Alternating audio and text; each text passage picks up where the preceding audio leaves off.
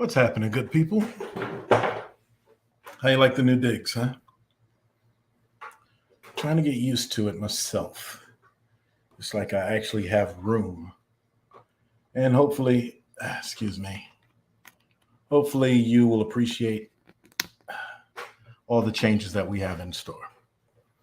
I'm Shawn Durham, J. Shawn Durham, and this is the Shawn Show. This is my third joke show. And for all of those who found me over here on YouTube, thank you. All those who've transferred over from IG, thank you. IG was being a big hater. But anyway, let's get on with the show. So I got some great guests coming up tonight, and I'm really excited about that. But something happened that was really driving me kind of insane, and I just got this. It came over the wire. It's a story where Geico was ordered to pay $5.2 million for a woman who got HPV in a car. According to a Missouri judge, liability extends to the things that happen inside your car as well. So, this woman was getting down, and while somebody was going down,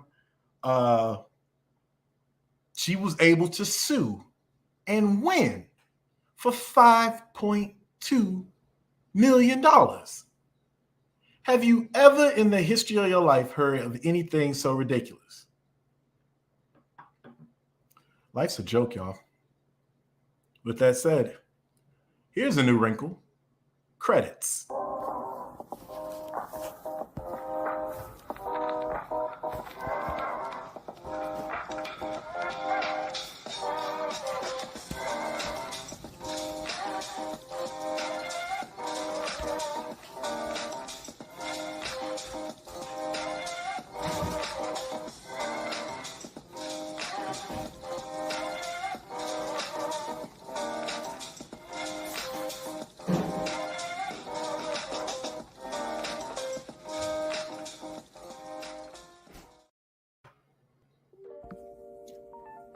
The Shawn Show is brought to you by Body Butter Bakery. Visit www.bodybutterbakery.com for beard and body oils, hydrating shower gels, and nourishing body scrubs with popular scents like strawberry lemonade, mango and pineapple, and champagne apple and honey. Bodybutterbakery.com, a proud sponsor of The Shawn Show.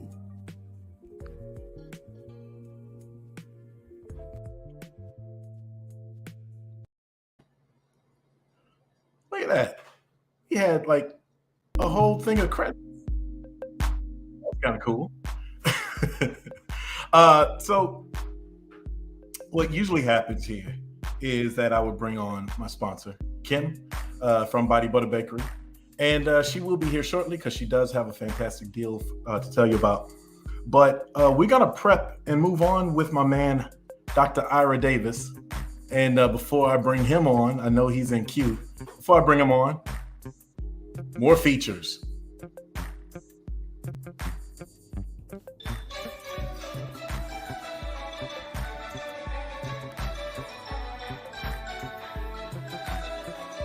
And now it's time for Ira Explains the Ish. Take it away, Ira Davis.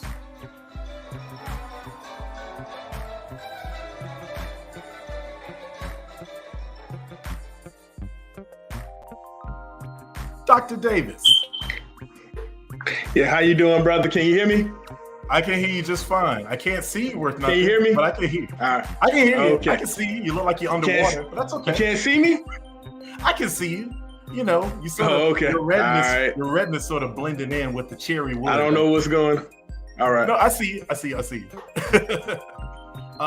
Can you hear us? Can you hear us? I can hear you. I can hear you, brother. All right, Dr. Davis. Hey, the volume is kind of loud on the music. Oh, no problem. Thank you. I can lower that. Okay. Can you hear? Yeah, I can hear you better. I can hear you better. Yeah. We got to hear this important issue about to lay down because, you know, it's important that you lay down the ish. This is Dr. Ira Davis here on National Best Friends Day. Got to. This is National Best Friends Day. Did you know that? Mm-hmm. And we've known each other for. I didn't know that. Yeah, it's ironic. So National Best Friends Day, we've known each other for over 30 years. About 32 years? Yeah, probably. Yeah. Yeah. Yep. Yeah. So he is a long time. Long time. We were academic rivals, and now we're like the best of buds. And everything that I ain't done, he has. He's gotten married. He's gotten a doctorate. He's teaching, and he's also awesome. So we always call you on to explain an important issue. Dr. Davis, what is the issue that you plan on explaining today? The issue today, since you told me that today was about a comedy show, so I wanted to stick to comedy. So I wanted to stick to comedy issues. So the first issue that we got today is that it relates to Will Smith and Chris Rock. Of course, we know that a couple of months ago that Will Smith got into an altercation with Chris Rock at the Oscars. Where he gave him, there you go. Where he gave him the slap heard around the world, at that particular time. And so at this point, Jada Pinkett Smith, the wife of Will Smith, has entered the fray, looking for a reconciliation between the two gentlemen. But of course, Chris has said no, and he's about to go tour with Dave Chappelle and go to London and all this stuff and continue to get that money. But right now, he's not willing to reconcile. He ain't studying it. There you go. Also in comedic news, we got feuding comedians again. We have DL Hughley and Monique.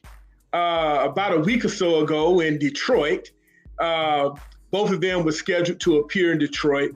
And the issue was who's going to be the headliner. And so Monique blew up because she said that DL kind of, gave the ish, so to speak, as we say, about being the headliner of the particular show. And so, but she said that she had in her contract that she's always the headliner. But so they got into a spat and an altercation, and there you had Miss Monique. She gave her receipts. You had DL gave her receipts. And then it even got so big that Monique brought the family of DL into the situation, had bad things to say about DL's wife, had bad things to say about DL's daughter. She told DL's wife that she sucks the penis of a coward, but she didn't use the word penis. Can you explain her issue, Dr. Davis? Can you explain Monique's issue? What is her issue? I mean, I think her issue is that she has this Oedipus complex where she kind of sees herself bigger than maybe what she is. She used to be bigger than what she is. And so she's really bothered by that. But let me that's true as well. But bringing the ish in, the daughter got into the fray, and so the daughter is like, hey, she said Monique said some things about DL's daughter. DL's daughter got very upset, and she wanted to eventually crush the thing. So DL's daughter offered Monique an invitation to her household so they could sit down and try to, settle this particular beef.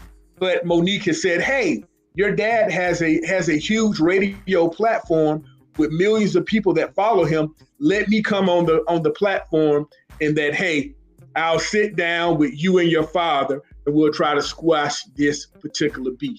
So that is the comedic ish for this week. It would seem to me, if she is always the headliner, shouldn't she have a platform bigger than the fella that she swears should not be the headliner? Yeah, but I think after she got that Oscar, it was the Oscar, right, that she got, right? For Precious? Yes, did she get an Oscar for Precious? For Monique playing herself without makeup, yes. Yes. Yeah. Yeah, so after that time, her star was supposed to take off, but for whatever reason, it looks like, things kind of got derailed, after that particular outcome, she was destined, just to skyrocket, but things kind of fizzled for her after that. So it's kind of like, she's been, feeling some type of way, since that particular time period. Well, I appreciate you once again, Dr. Davis, explaining the issue, these comedic issues. Can you explain what some type of way means? Man, that's just something that the kids say, man, when they say some type of way, man. Shoot. And that's something that you say when you don't know how somebody feel some type of way about it. Is there a reason why it's they just can't tell us what way that is?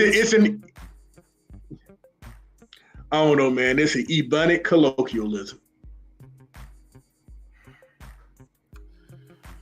I'm going to play your music, but I'm disappointed that you couldn't tell me and explain that issue as to some type of way. Hey. Thank you, Dr. Davis.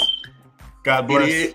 All right, bro. It is what it is. Hey, how you do can't I get say out it of is here? what it is after feeling some type of way. We won't get nowhere. We won't know what we're talking about. But on the new system, you forgot to tell me how do I leave this?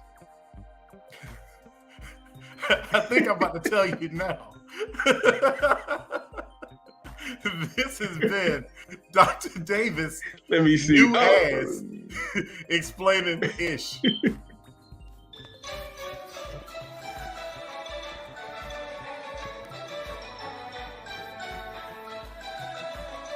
And now it's time for Ira Explains the Ish. Take it away, Ira Davis.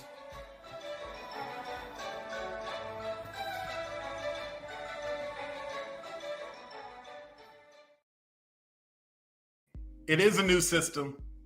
Don't you like me in HD? Isn't this cool? We got Dr. Davis off after he explained the ish. He's going to learn how to use this, but it's all good. With that said, I got someone who's going to explain another issue for us. There she is. I don't know if it's an issue, but I can explain something. Before you explain something, yeah, we're not on the old format, right? Correct. Why don't you turn your phone? Oh, it's a habit. It's a habit. Hold on. Ladies and gentlemen, this is Kim Dudley, the owner of the Body Boy Bakery. I'm gonna be sideways. She's gonna be sideways. Yeah. Let's see. It doesn't auto rotate, so she's gonna keep it where it is. I don't know how to fix it. All this, the millions of dollars we don't spend on getting HD and getting graphics, and you up here. Hey, Lord Jesus. It's not my thing. I can barely do this. Shoot. She says she can barely do this. Well, Kim, we have a hot show tonight. We have three really cool comics. One of them is from a sister cast, a sister show of Ready to Love, the show that I was on before him. He's coming in the final hour. Hopefully all three will be able to stick around and we have a roundtable discussion on these issues that Dr. Davis set the table for. You were saying you're going to explain an issue. What was the issue you said you were going to explain? Minor issue is that I'm gonna have to shut down my site for a couple of days. Oh no! I'm gonna get behind if I don't. Like right now, I'm at a 2-week turnaround, and it's gonna turn into 3 weeks. So just for a day or two. Oh, so I'm sponsoring. You're being sponsored. You're sponsoring us, but no one can go to the site right now. They can. I'll probably turn it off maybe at midnight. They can go now. They can go now at midnight. Until midnight Eastern, yeah. You said earlier that you might have like a code for them, so that means it's really a rush. I do. 30% off with the code GAME, GAME. All right, there's a ticker, guys. Look at this technology, Kim. You see this? Look at you. Okay. All right. You know who else needs to learn how to use some technology? Kim and her site. All right. 30% off if you use the term GAME. Yes. All right. How you feeling? You said you were feeling kind of down, under the weather. You feeling better? I am probably at about 75%. I went to a festival and I got caught in the rain. So that's what it is. Black people stay in the rain in festivals? Ones who don't pay to get their hair done do, yeah. She's also a former cosmetologist, ladies and gentlemen, for anyone who's new to the show. So she knows about these things. Well, yeah. Kim, her site's going to shut down around midnight tonight because she has to catch up. So 30% off until midnight. If you're watching this live, that means you have 3 hours and 37 minutes. 3 hours, 37 minutes, and 59, 58, 57 seconds until the site shuts down, and she won't be able to turn that around, and you won't get your 30% off. Anything else, Kim? I added some new oil scents. I have a new product coming next week. I saw you put in the order for me for the new beard butters and everything. I dropped it off earlier today. I'm really excited about that. Thank you. Cool. Thank you. I look forward to it. You're welcome. All right. Well, you look lovely. Get up to 80%. All right. We need you healthy. Working on it. We need the site healthy too. The site has a flu. But you want to scroll down there. Visit bodybutterbakery.com right now for 30% off site-wide for purchases. All right. Yep. Ladies and gentlemen, that's Kim Dudley. Thank you, Kim. Thank you. Do you know how to exit, or do I have to kick you off? I do. Too? You do? Thought I had to kick her off like Martin. Oh boy. So yeah, everybody. So we are here in the revamped. Doesn't this look better? In the revamped studios. For those of you who are overhearing me on IG, you see the sign. Bring your monkey ass over here to YouTube because this looks better. I'm tired of IG cutting me off. I have 3 great comedians tonight. Our first one is coming up in about 5 minutes, and that is Marlan Ballard out of Atlanta, Georgia, via Lorain, Ohio. Then after him, we're going to have DC's own Haywood Turnipseed Jr. And then after that, Fernando is going to come in from Rated Love. He's also a comedian as well. So, and we're going to have a roundtable with these cats and talk about all these issues and tell a few jokes. But first, I do have an issue. So I'm going to go to my international affairs reporter, J. Shawn Durham, from his car at Dairy Queen. J. Shawn? A peanut butter parfait is $5.59. You can't see that. Jesus. Everything high.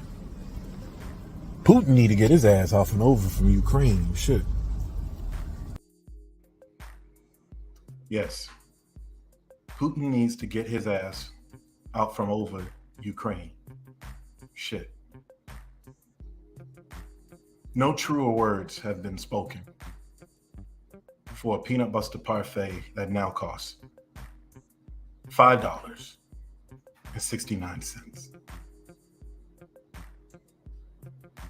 When will it stop, people? Peanut butter parfaits cost $5.69 for some ice cream?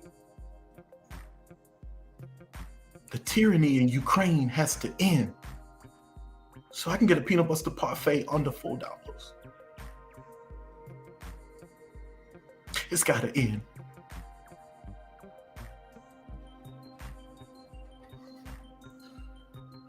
While we await our next guest, here's a word from our sponsor.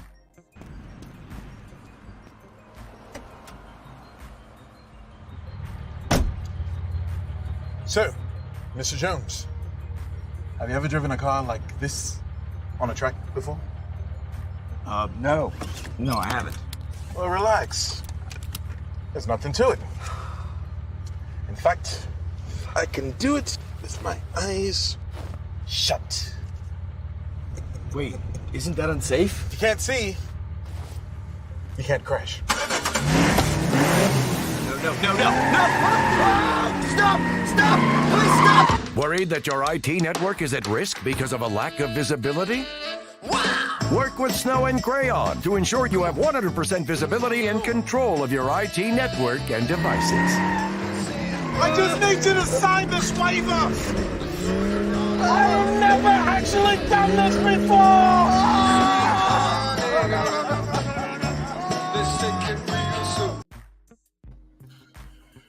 All right. Yeah, that's an old That's an old clip of mine. It's not a joke clip. That's an actual company. They do software stuff. So check them out. Snow and Crayon, a proud sponsor, a covert sponsor of the Shawn Show. With this said, our first comedian is now in the green room waiting for us. And he's a very funny cat from Atlanta, Georgia, via Lorain, Ohio. Where the hell is Lorain, Ohio? Shit if I know. He's going to tell us. But before we bring him up, a clip from this brother named Marlan Ballard. I got kids now. I swear a kid is probably the worst STD you could possibly get. You can't get rid of these motherfuckers, I swear to God. I take my son to Walmart every day, leave him on aisle 3. They bring him right back to me. I'm like, nigga, find this keeper. He your son now, right? I love my son. I'm just trying to keep his ass off the cheerleading squad when he get older. That's all I'm trying to do. Hey, you don't want to be that father. All your homeboys asking what time your son play. You be like, he'll be on the field.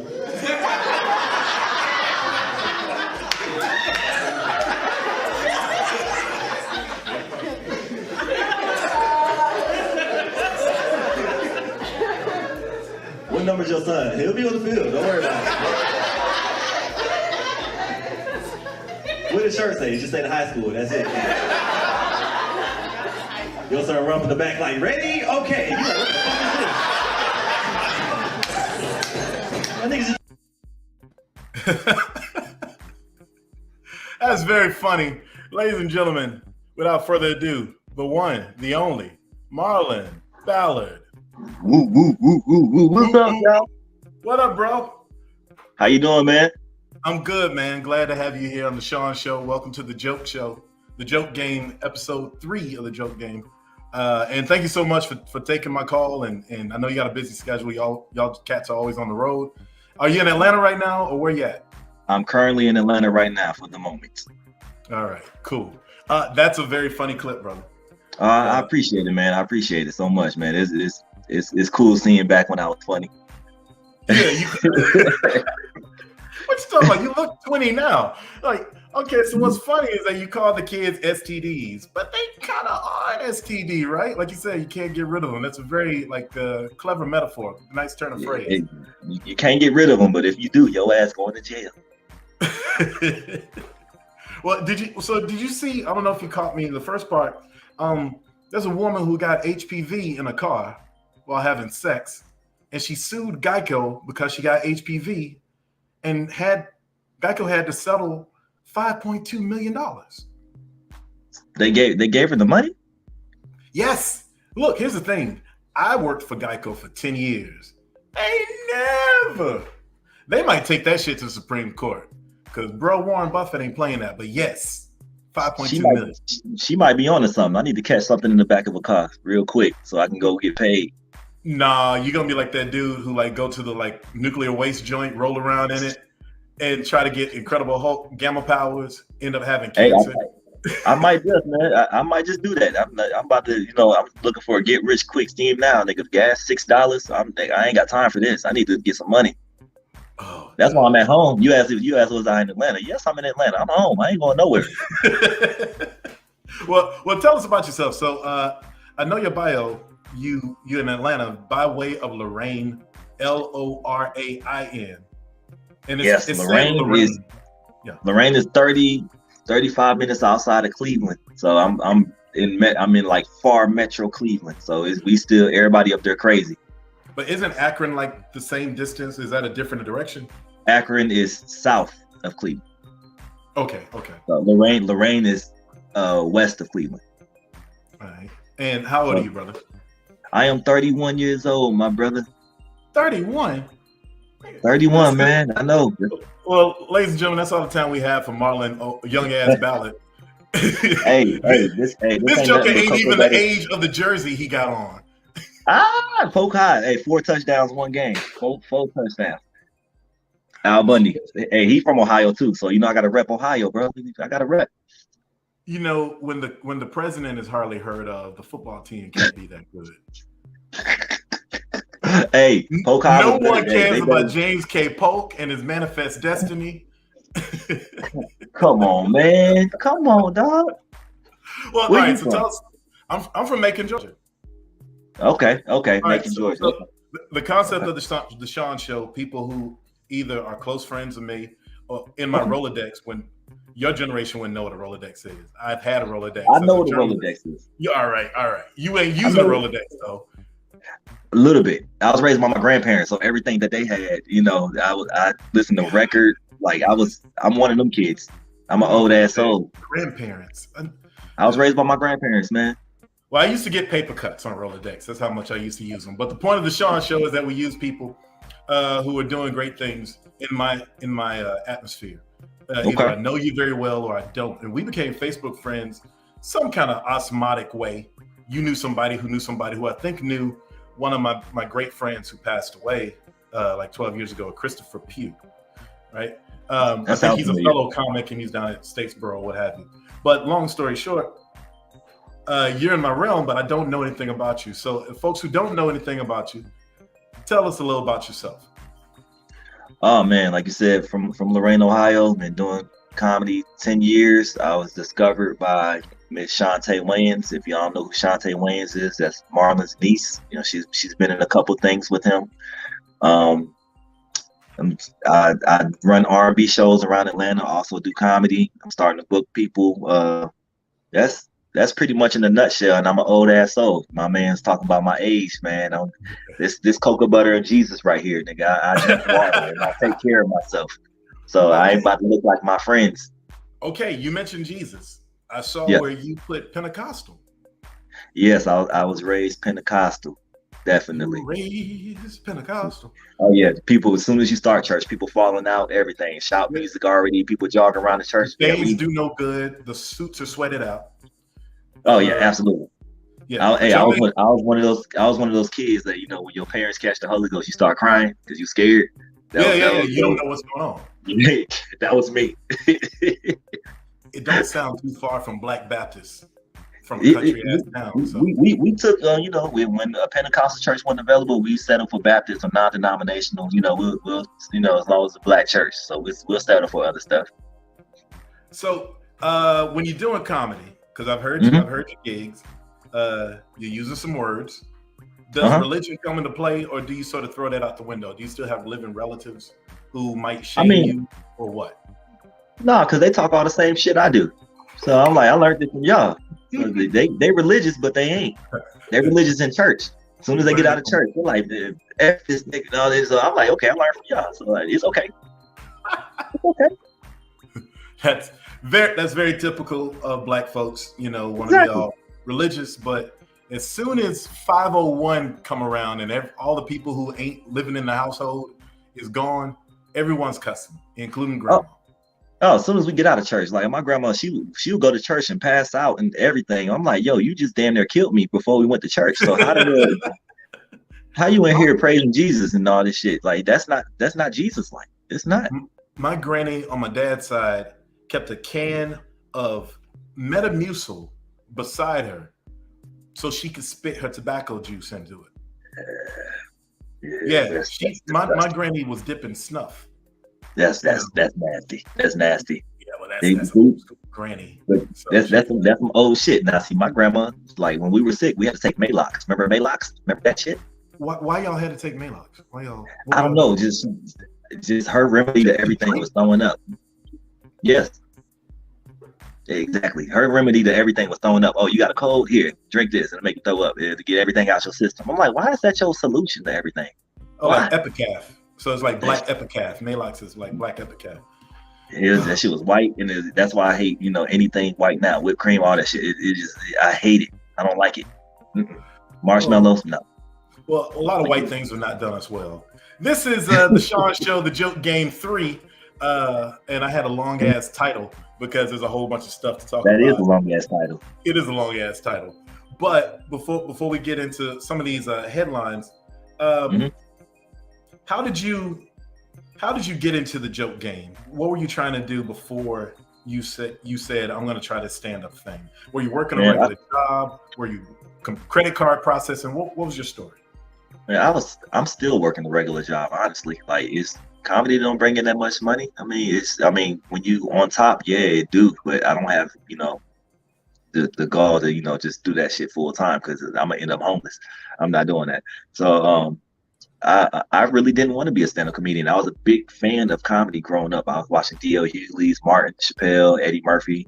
I was watching all that stuff, and I really wanted to be a meteorologist, but you know, people discouraged me.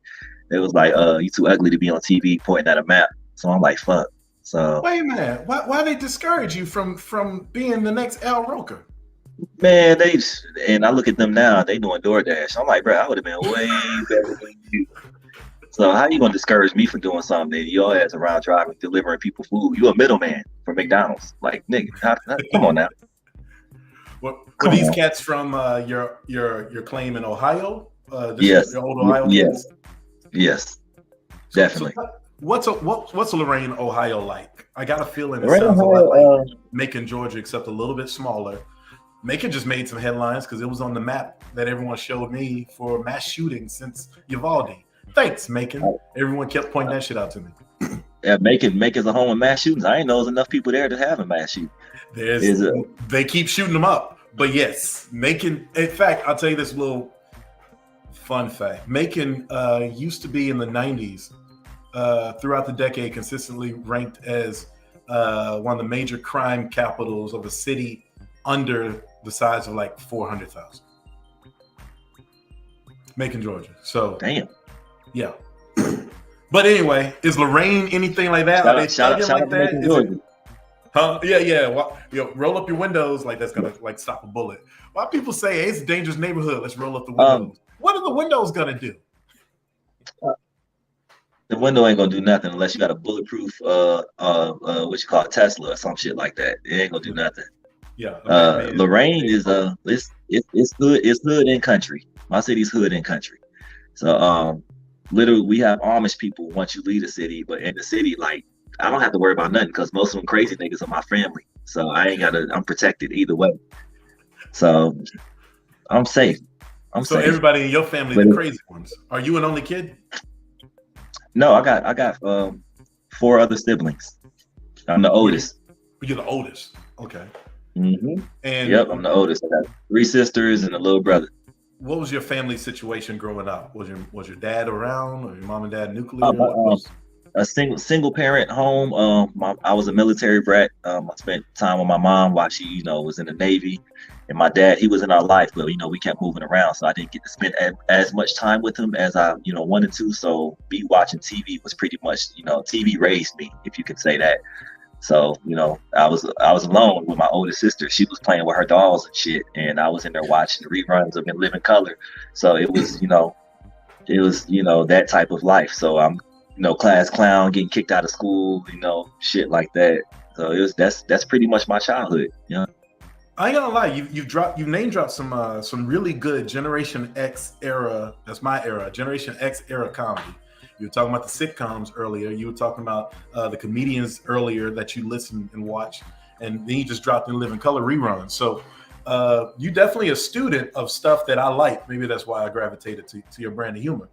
So when did you know that you were funny, though? Was it literally the class clowning, or was it someone in the family after you got a whooping said that was funny, though? How did it happen? My family is naturally funny, especially my mom's side. Like they're naturally funny, but like at school I was picked on a lot. So like in order for me to be actually kind of liked, I had to get a sense of humor. I started teasing people, cracking on people, just so I can be safe.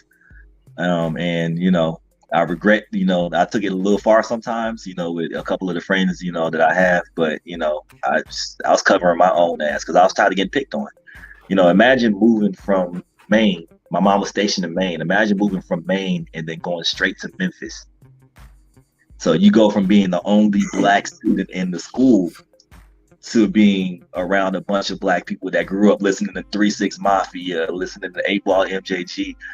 Like they tore my ass up. They smelled me a mile away coming. They're like, "Oh, you come." So there's nothing special about you. So it's like Superman thought he was the only son of Krypton.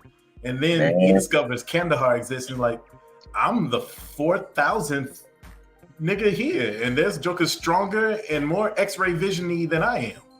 That, but also in Maine, we were wearing, like my mom had us dressed with like long socks, Skechers shoes, jean jackets, and then you go down to Memphis and they're wearing Jabot jeans, like they cool baggy pants, Jordan. So they looking at me like, the fuck is this? What are you doing, dog? Like we about to get your ass out here, little shirt ass nigga, like they every day. I'll go home crying, bro. They used to tear my ass up.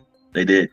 So you got a Chris Rock type of story where you're getting picked on, you have to tell these jokes to find some value with these bullies or whatever, right? And you're the oldest. So how your younger sisters and brothers dealing with you going through your torment? You're supposed to guide them through these moves, aren't you? How's that work?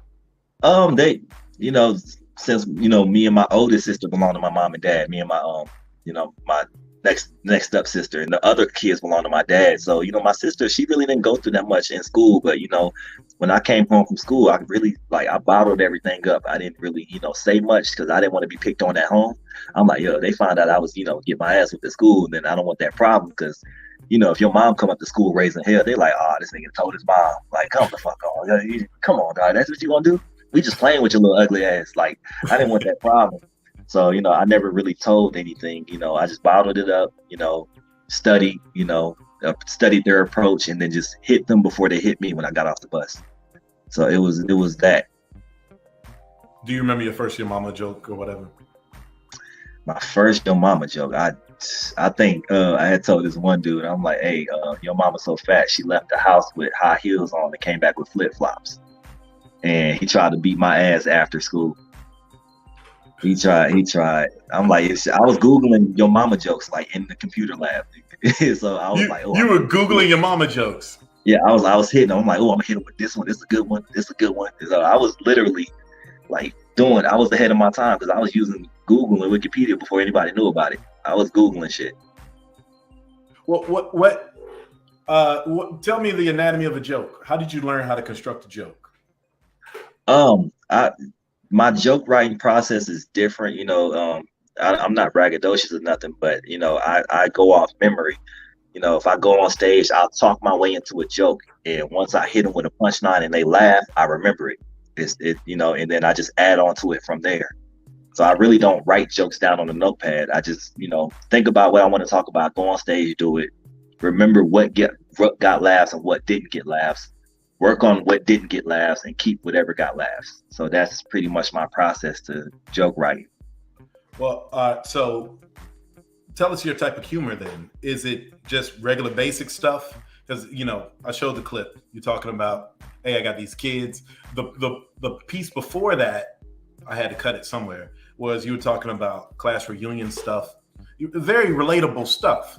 I have not seen your most recent stand-up, but have you tried to evolve from that, or you want to still keep it kind of grounded? What's your comedic philosophy, if you could? And then let's talk about Monique and DL. Okay. As time goes on, you start, wanting to talk more personally about yourself. So that's right in the process where I'm at now. Early on in my career, I was talking about topical stuff, like whatever is in the news, from celebrity shit to what's happening on social media, and really that's that topical stuff that ends up you having the same material as another comic that's also doing topical stuff. So I don't want to have the same material as some people. So me talking about my kids, me talking about my upbringing, me talking about personally me, because nobody else has my story. So that's what I'm working with right now. And that stuff is evergreen too. It's like yes. your perspective on the regular verisimilitudes of life, as opposed to, man, this really sounds dated. This joke is talking about Bill Clinton and Monica Lewinsky. Yeah, but it's bad when you go to do these shows and people that have been following you for a long time. They're like, hey, do that one joke I like. I'm like, that one. I'm like, that's people ain't doing bath sauce no more. They popping pills. Like we ain't doing that no more. I can't talk about bath sauce. That's so 2015, 2016. I don't want to do that. Yeah, it's like people still want Outkast to do Spodiote Dopalicious. I do. I want them to do Spodiote Dopalicious, but I do. But they've been bombs over Baghdad for a long time now. That's my shit. How? Oh my God. Atlanta as a comedy capital, because it is. It's a strip club capital. It's a chicken wing capital. Yes. It's a comedy capital. These are like the 3 tenets of niggerdom that Atlanta sort of has. If there was a Negro convention center, a convention and visitors bureau for Negroes, for Wakandans outside of America, it would be those 3 things, right? That's a 3-legged stool for black folk. That's the perfect analogy for that. It is the nigga capital. It is. It's extra hood. It's a strong comedy scene. I mean, if you look at the comedy scene, we got the 85 South Show. We got Wildin' Out being filmed here. Some of the strongest comics come from Atlanta at this point right now, and then a lot of the other strongest comics come from the Midwest, Cleveland, Chicago, St. Louis, Kansas City. Those are some of the strongest comics I've ever worked with. Period. Now, okay, so I'm from Georgia, so I'll say this again. Our regional bias is all about football as a Southern thing. We can cook in football, right? We got grits, we got yards and barbecue. But it's different with comedy, right? Because it seems like just good old country Southern humor, there ain't enough layers there. You got to have enough layers but still be relatable. I think that's why guys like Chris Rock and Dave Chappelle do well. They're intelligent, but they're very basic as well. Or what's your thoughts on that? In 2 or 3 minutes, we're gonna bring up Haywood in about 2 minutes. Okay.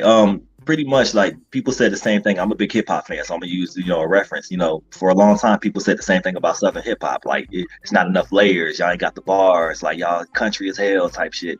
When it was low key some intelligent shit. When Dre said the South got something to say, the South took over ever since then. They've still been reigning.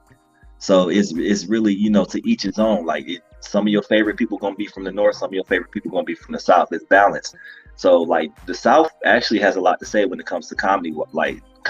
Like I've seen some brilliant comics out here, that had a lot to say, and it's not to the effect of what Northerners have to talk about, like the DLs and the whatever.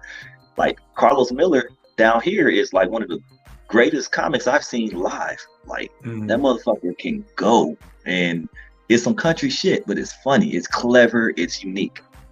That's what I have to say about that. Well, I appreciate your perspective on this.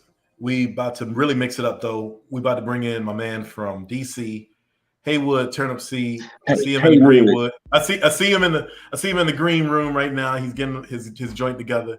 I got a clip from him too. We're gonna run that clip, and then we're gonna ask him a couple of questions, and then we'll mix it up as a panel before Fernando gets in. So hold tight, Marlon. Cool. Let's see what Haywood is talking about. Haywood. Well, my neighborhood is changing, man. It's getting better. It's changing. Different things are happening. As they say on Game of Thrones, winter is coming. I like to say, winter is coming to my neighborhood.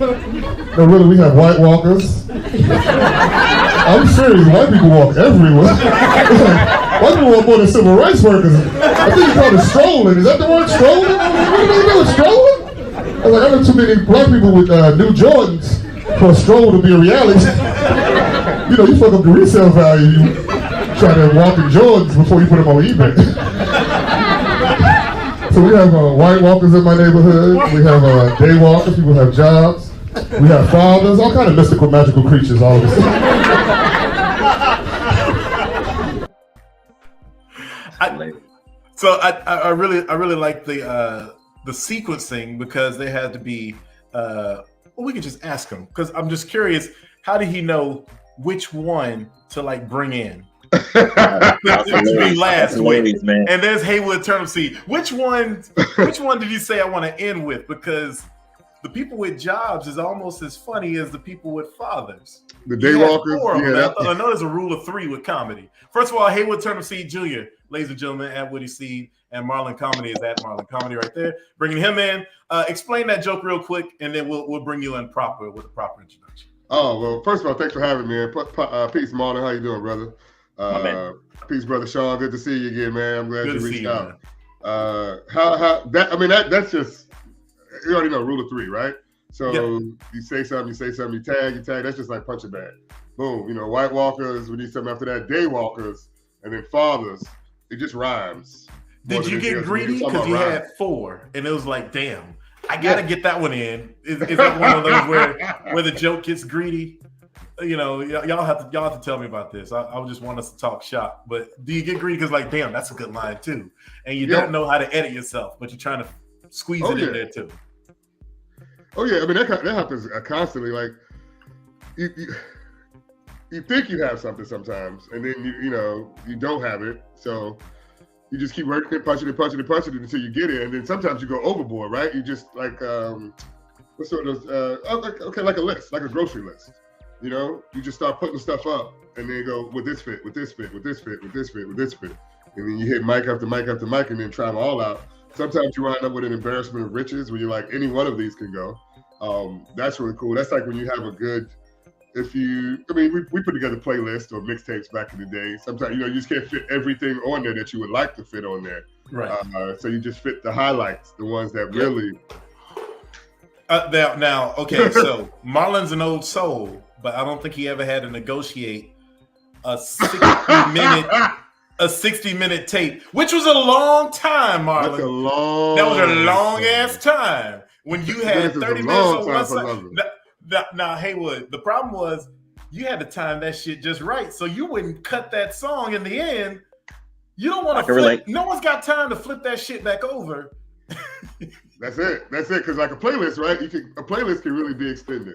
A good playlist is somewhere between 45 and I'd say max would be 65, 70 minutes.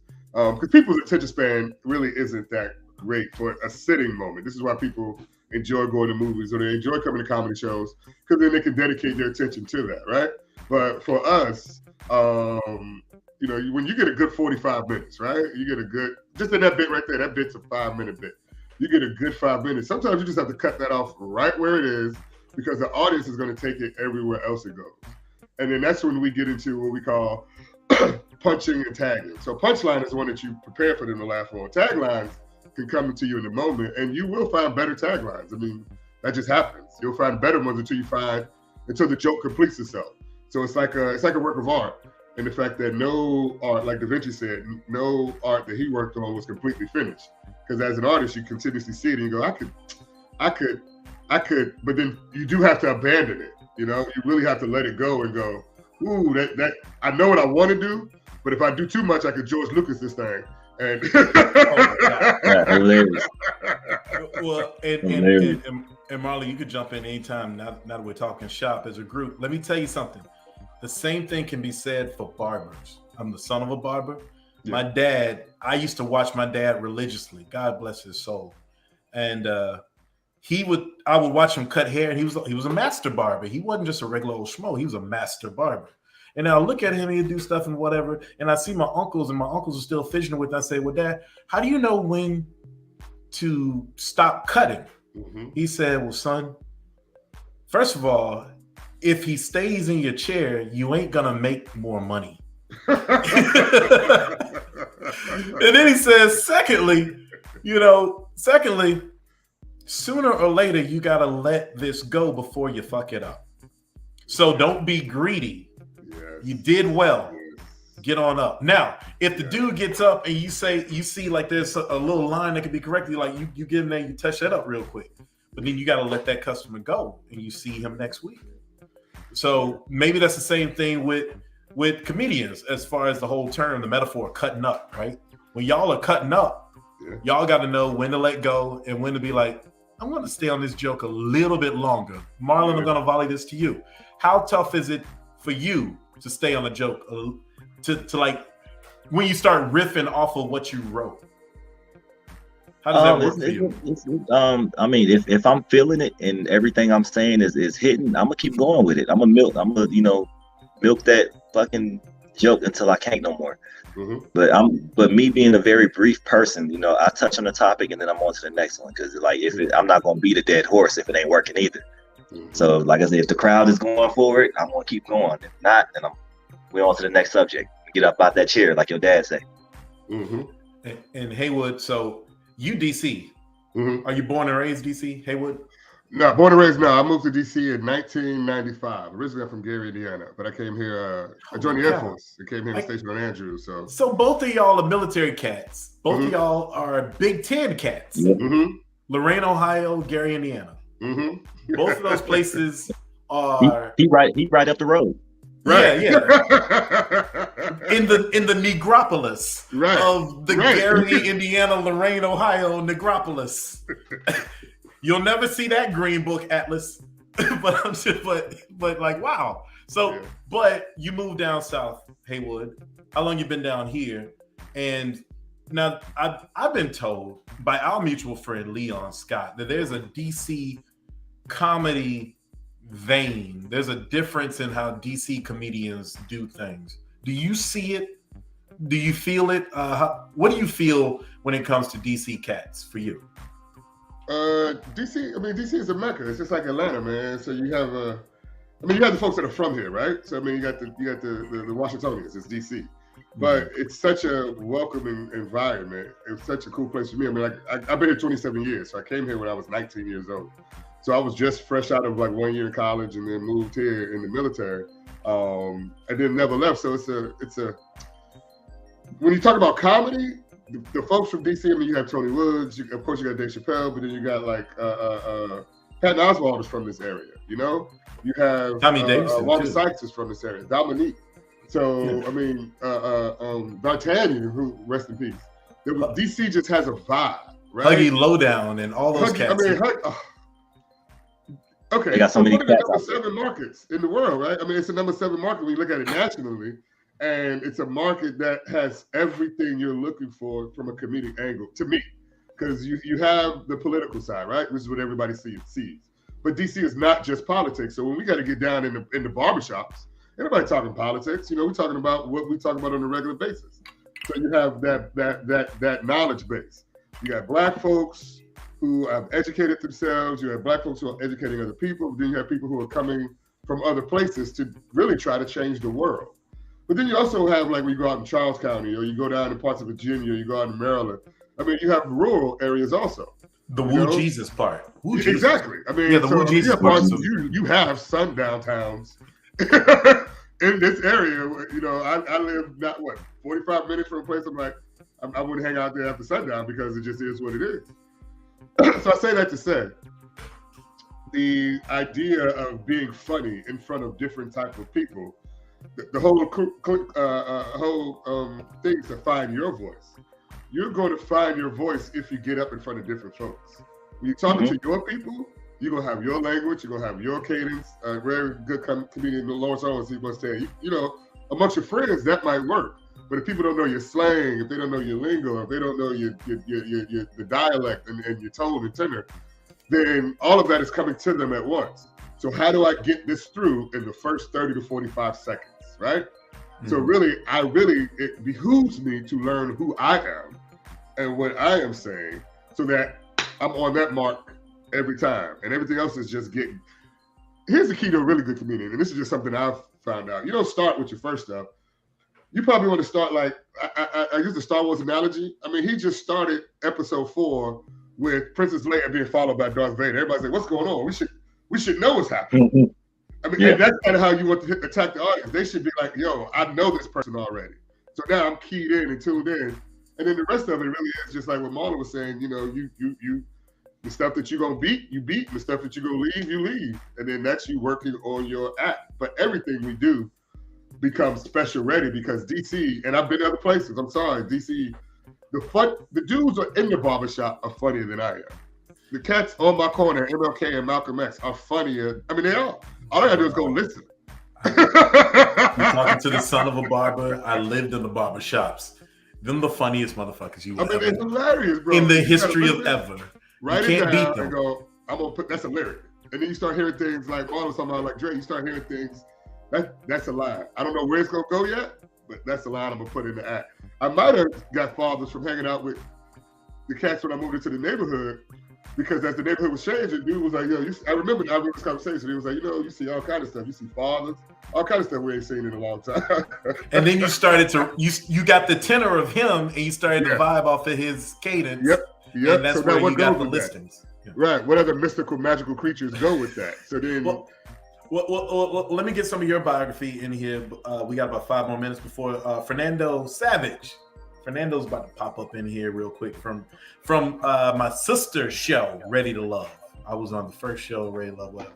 And we can talk about that whole bullshit process anytime we want, but we're gonna talk about regular stuff. But he's gonna pop in here about 5 minutes or so. But before I do that, Haywood, let's get a little bit more of your biography, and then Marlan, I would like for you to chime in here too. Okay. I think you and I are about the same age. How old are you, Haywood? 46. I'll be 47 this year. Right. Okay. So yeah, we were both in the same class. I skipped a grade, so you were my classmate. Okay. Right. So we're the same generation. Yeah. When's your birthday? July 16th. I got a birthday. Oh, you got it coming up. Marlan here though is a student of what we were doing, because we were students. We were absolute. Generation X was absolute students of what Eddie was doing, what Richard was doing, what Bill Cosby was doing. I know we ain't supposed to say Bill Cosby's name, but what Bill Cosby was doing. Yeah. You know? Yeah. I mean, you can't have the 90s without 80s without the Cosby Show. You can't. You really can't have the 70s without Bill Cosby. How about that? How about that? From Fat Albert to Black Empowerment videos. There's a lot. This man is way more complicated than Picture Page, Electric Company. Picture Pages. I mean, the movies. Yeah, Picture Page is that damn pen. Yep.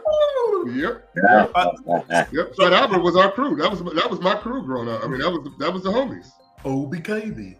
You like school on a Saturday, man? What's that? No class. Rudy, man. Oh, it was like Cooley High, except no one got shot. Yeah. Yes. Haywood, are you an only child? Do you? I'm the oldest of 4. You're the oldest. So Marlan, you're the oldest of. Did you say 5? 4. You're the oldest of 4. So both y'all are oldest of 4. Respect. What is it about that position you think that's conducive to comedy, if anything? Being an MC, you go first. I think you really do have to hold court. In my it makes it easier to talk to people because you have, when we're talking to my brothers and sisters, just getting them on the same page. So it's the same thing no matter where I am. I kind of take that role like, okay, this is what we're going to do. And then you kind of just roll into what you're doing. When did you know you were funny? Wow, I didn't know I was funny until college, man. I'm not gonna lie. College was okay. I take that back. I was funny in elementary school and stuff like that. Me and my buddy Damon, he's becoming a comedian now, which is weird. And Chico, we used to do certain things in like kindergarten and first grade, where a teacher would be like, at one point she was like, okay, I will give you the last 5 minutes of class to do y'all show. Like she would really do that. So I've heard other comedians say that. That's kind of when we knew we were funny, but I knew I was funny when I was in college and I was playing football, and we were at a Black Student Union event, and we were roasting each other. We were joning, diving, whatever. Which college, real quick? And I won that competition. Which college, Haywood? I went to Waynesburg College in Pennsylvania. Holy shit! You stayed. Yeah. Fernando's in the green room, but we're gonna give him 2 minutes because he just walked away from the screen. Marlan, did you go to school? Did you go to college? I did go to college. I'm a college dropout. Kanye inspired me. So me too. When we get up, it all falls down. No, I'm like, when I made my first, little bit of money from comedy, I'm like, bro, like college about to put me in debt. I need to go make this money. So I just started, going to do shows, man. So that's the thing about it, man. When stand up is something unique. I think there are other forms of it. When you know that this is it, all you can do is get your feet flat and just get on stage. There's nothing else that's going to prepare you for stand up. Teachers are really good at it because the whole key is to get everybody on the same page, like a conductor, right? But then once everybody's on the same page, you really want these folks to go up, these folks to go down. Okay, so I did a one-man show. That's the thing, right? It's you own the mic. Yes. You're the person that's gonna dictate how this goes. Yeah. People may be a tough crowd, but they still need you as a guiding post to whatever the fuck this is that you got me here to sit down for. So I had that feeling when I used to do Sunday school for my dad. Yeah. When he was sick. I used to do Sunday school for my dad. I did one-man show when I quit my job. The one-man show carried over to me being an actor and all that stuff. Mm-hmm. The point is, when you have the mic, it's a different ball of wax But that also means, though, like I think you said, you need basically an elevator pitch of why we need to listen to you. Like you got 15 seconds, motherfucker. Get me there. Right. Marlan, do you feel that pressure to get people there? And after you answer, I'm going to bring in Fernando because Fernando's chilling. I definitely feel that pressure. It's pressure every time I get on stage, bro. Every time. How do you deal with it? How you deal with it? I mean, I just no way to deal with it. Like, shit, you got to do it. You're going to have to do it. So I just push myself, man. That's it. Oh, we may have lost. We did. With that said, we'll just pop in Fernando. There's Haywood. Haywood, we lost him for a second. I'm gonna get everybody in here. Now this is my round table. This is my round table. Everyone's in here. Fernando. What's up, brother? Fucking globetrotter. Make me sick. I've been trying to get this dude on my show since I met you. Remember? I met you at the premiere of January. Okay, so ladies and gentlemen, this is Fernando Savage, also known as the first motherfucker kicked out of Ray Love. Salute. Number one, baby. Said, number one. Yeah, I'm number one. That's right. You number one. You know what would be worse? If you were the second motherfucker kicked out. We damn sure don't know who that is. Who is that? It's your cast, Fernando. Who is it? Number 2 was Cornelius. Really? Cornbread. I'm pretty sure. Oh, that Cornelius. He was brought in early, so. Right. I know about. Walk in and walk out.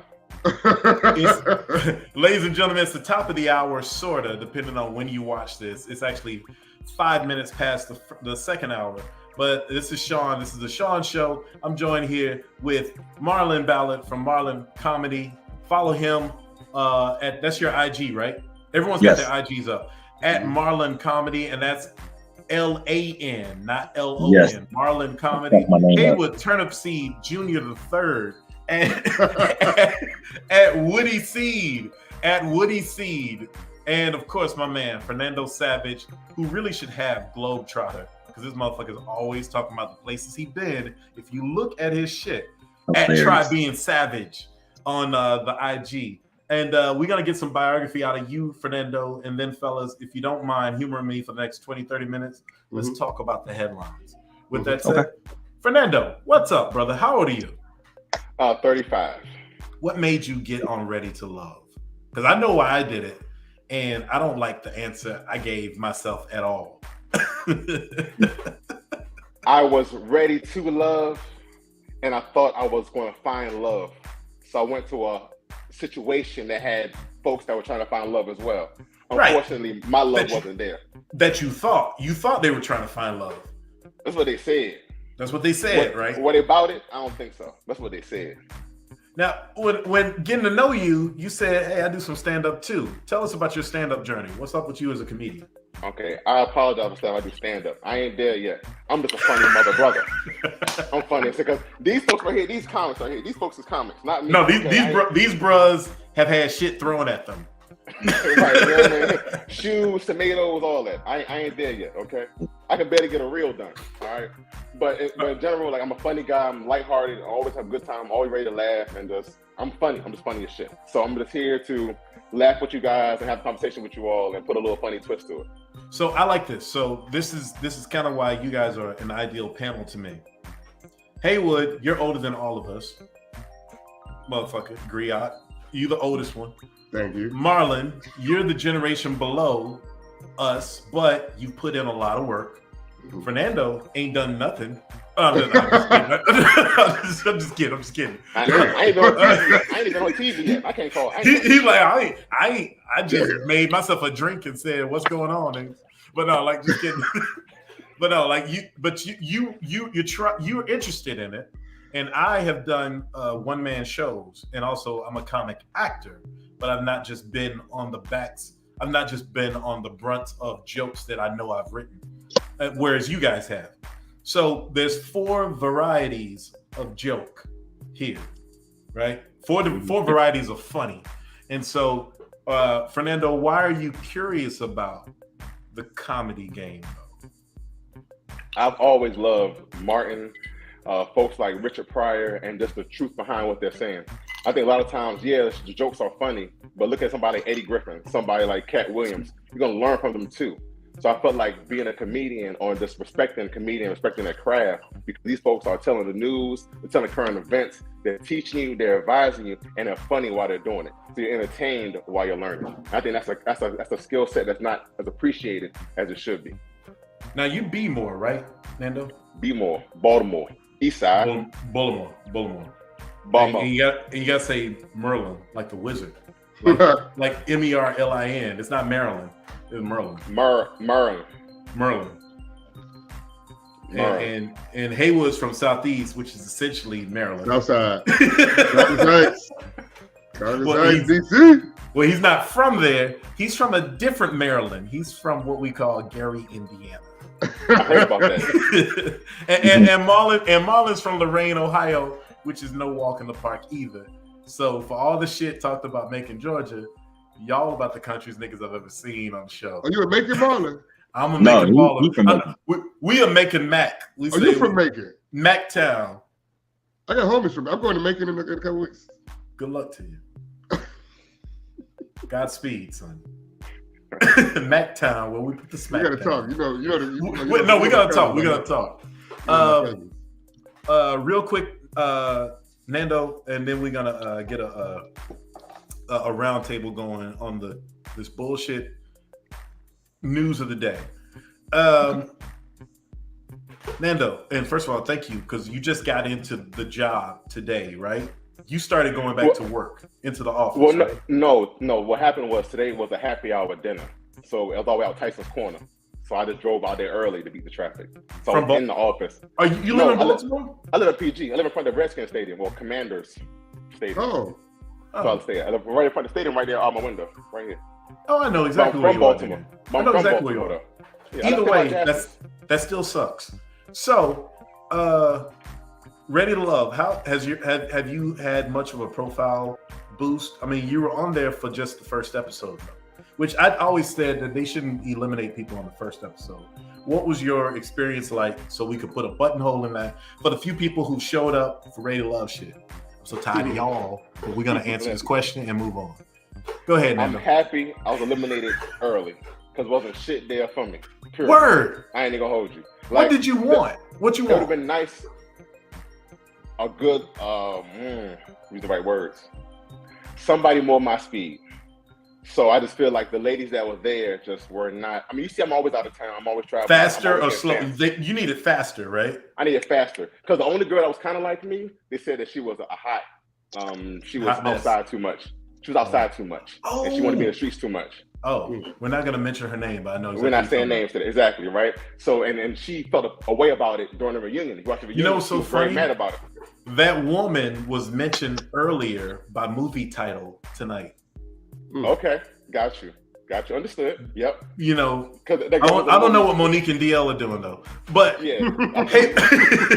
Haywood. So I'm going around the horn here. Haywood, when you hear a brother like this say he wants to get into the game, you as the elder griot, what's your advice to him? And then Marlan, I want you after Haywood to say what your advice is to Nando, and then we'll get to the topics. I mean, my advice is always the same to everybody. Just get up. Find a place where you can get up, where you're going to do where you're going to be comfortable. Success is key to this. So it ain't about going up and failing and bombing and all that kind of stuff. It's really about going to a place where you're comfortable. Go check out a show. Go check out a show and then try to get on the show that you like going to.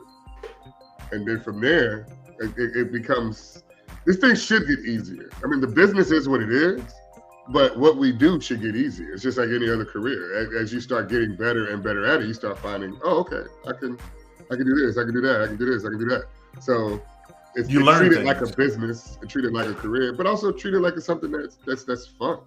It should be fun. You should be having fun. If you ain't having fun, the audience ain't gonna have fun. That's painful. I'm sorry, but follow up.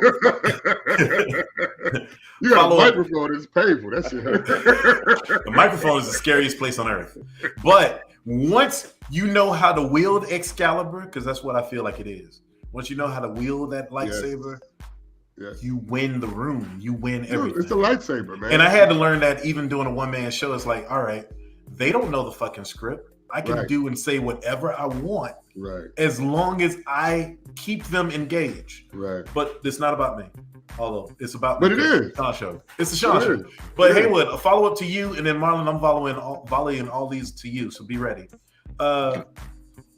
What was your first show? Do you remember your first show? What was that like? And do you suggest open mics? So that's a 3-parter. So Marlon, be ready on that 3-parter. My first show was in the basement at a place called, it was a hotel. The guy who was the promoting it is still promoting. And it was fun, it was great. I literally was walking past a sign and it said, hey, if you think you're funny, come in here. I mean, that's I'm being general, but that's pretty much what it said. And I was like, if that's not a sign, I don't know what is. I was at this point in my life, I was like 27, 28 years old, and I was like, hey, well, what am I gonna do with my life? I was going through divorce and just in that, what do you call it, quarter life crisis. So as that was happening, I was like, this is something I always wanted to try. And when I found a place to try it, it went well. I mean, my name is Haywood Turnipseed, so I really went in and ripped on my name. That's your real name? Yeah, oh yeah. That's not a Mark Twain character. Of course not. I mean, you're not an 1850 slave. Haywood Turnipseed Jr. Who would lie about that? Yeah. Turnipseed Jr., I wouldn't do it twice. I'd have been Haywood Turnipseed. Sure you don't wear straw hats and some wheat straw in your... No. I mean, it's one of those names that invokes, like, when you look at me and you hit a name, it's this whole juxtaposition. It's like, whoa, I don't expect, okay, what am I in for? But again, with a name like Turnipseed and you're going into comedy, there was no point in changing it. It was just like, Haywood Turnipseed Jr., the joke I even made was like, my name, nowadays it would be Haywood 2.0. And I think it hit, and that was kind of funny. And it's supposed to be a slave name. I told a couple jokes about that, stage name versus slave name. And then I was out of there. It was a couple minutes, but I was hooked. It was one of those things where you mainline it, I knew right away. I knew the second show, like maybe the third or fourth show I ever went to, Tony Woods was in the room and he was hosting it. I just knew this was it. I knew it. That was it for me. I was like, okay, this is what I want to do. I just got to figure out how to do it and become a professional at it. Marlon, what you got?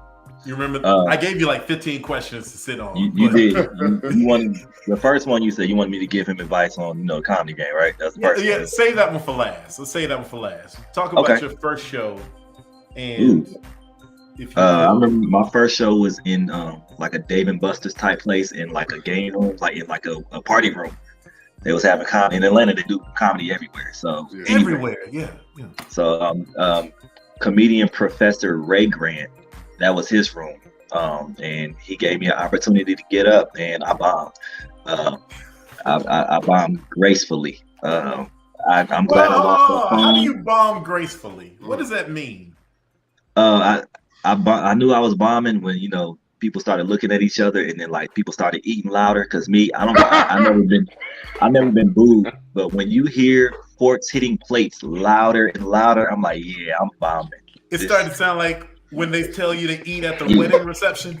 Yeah, it's just like when you start hearing clatter and you hear people in the kitchen dropping shit, I'm like, yeah, ain't nobody laughing. I hear everything. You become a superhero. Was there that one little kid that like coughs echoing in the background? I can hear through walls, nigga. I can hear through concrete walls. Like I'm bombing. Like this is terrible. And bro, like I threw away that outfit when I got home. I lost that phone. I deleted that footage. It was a learning lesson. I'm like, this shit ain't as easy as I thought it was, So you tossed everything into a steel drum and started singing "Living Just Enough for the City" like you Levert. Pretty much. You just burned everything. But I had a good support system. I had a couple friends come out and it was like, bro, you don't worry about that shit. You do better next time. Shantae Wayans was like, hey, bro, I'm gonna take you to another spot next week, and we're gonna do, we're gonna see what you do there, because this is the first time. Like nobody's gonna rip on their first time. It's very rare that they do. So, did that first time. I did some jokes that I wrote that day. I didn't come prepared at all. So I learned my lesson. I ain't never did that shit again. Never. Before I ask you what your advice is to Fernando, I wanted to follow up on this when you mentioned Shantae Wayans, because the only Shantae I know that's ever done anything in her life is Shantae Moore, and then we all know a Wayans, and it's like it felt like you married it's like the fake NFL teams from the replacements. It's like, hey, they're the New Jersey Sharks. You know, they don't even sound like a real team. But it's like, wait a minute, there's a Shantae Wayans? How many fucking Wayans are there? It's a bunch, yo. It's a bunch of them. And Is it like 12, 13? Let me tell you something. The original lineup, you know, the Keenan, the Damians, and all that, their kids are having kids now. So there's way more than what you think they are. This is a cousin lot of or a second and cousin or something. Was it 9 of them? She's their niece. 9 of them total. She's a niece. The brothers and sisters. She's Marlon's niece. Yeah. So there's four Wayans that are famous, and there's another 4 that are not. Right. So you know, her mother is not part of the group that's not the famous ones, but her brother is Damien. So, okay. Damien is her brother. Bonsai plant that has fewer branches than this tree of this family. Yeah, trust me, bro. Like I be trying to remember names when I go around. Like there's a lot of them. There's a lot of them. How'd you meet her, Marlon? Before she used to live here. She used to live in Atlanta. I followed her on Twitter, and she was announcing shows, and I'm like, I'm gonna come check you out. I'm like, if you're Wayne, you gotta be funny.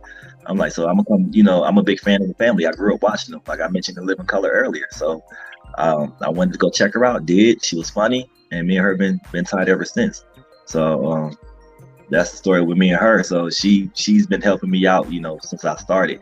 You know, she took the training wheels off early because she wanted me to, you know, get that shit on my own because she was still trying to make a name for herself. So you know, I took that into consideration. It was like, you know what, I can't have no training wheels on the whole time. So let me go and do my own thing. And if I need help, I'll reach out to her, and she's been there, you know. Mm-hmm. That's dope. All right, so before I ask you your advice to Nando, I just want to say I hate you and Nando because I made all this fuss about being in HD, and you motherfuckers are standing on your toes with your phones, and there's so much black space. You jokers can't turn this shit on your side whatsoever. There's a solution. There we go. There's a solution. There's a solution. No, Marlon, you got to change the setting. You got to change the setting on yours, Marlon, before you do it. The iPad goes sideways. It's nothing on the iPad. I can't do that. I don't know how to do that. Mando's funny. Marlon said he don't know how to do that because his phone is made out of Coleco. For real? Doing that trap phone. For real? Nah, you're gonna have to deal with this because you ain't gonna sit here and act like you ignored that comment earlier. Somebody said you was ashy and everybody else's camera looked good. Don't sit there and ignore that comment.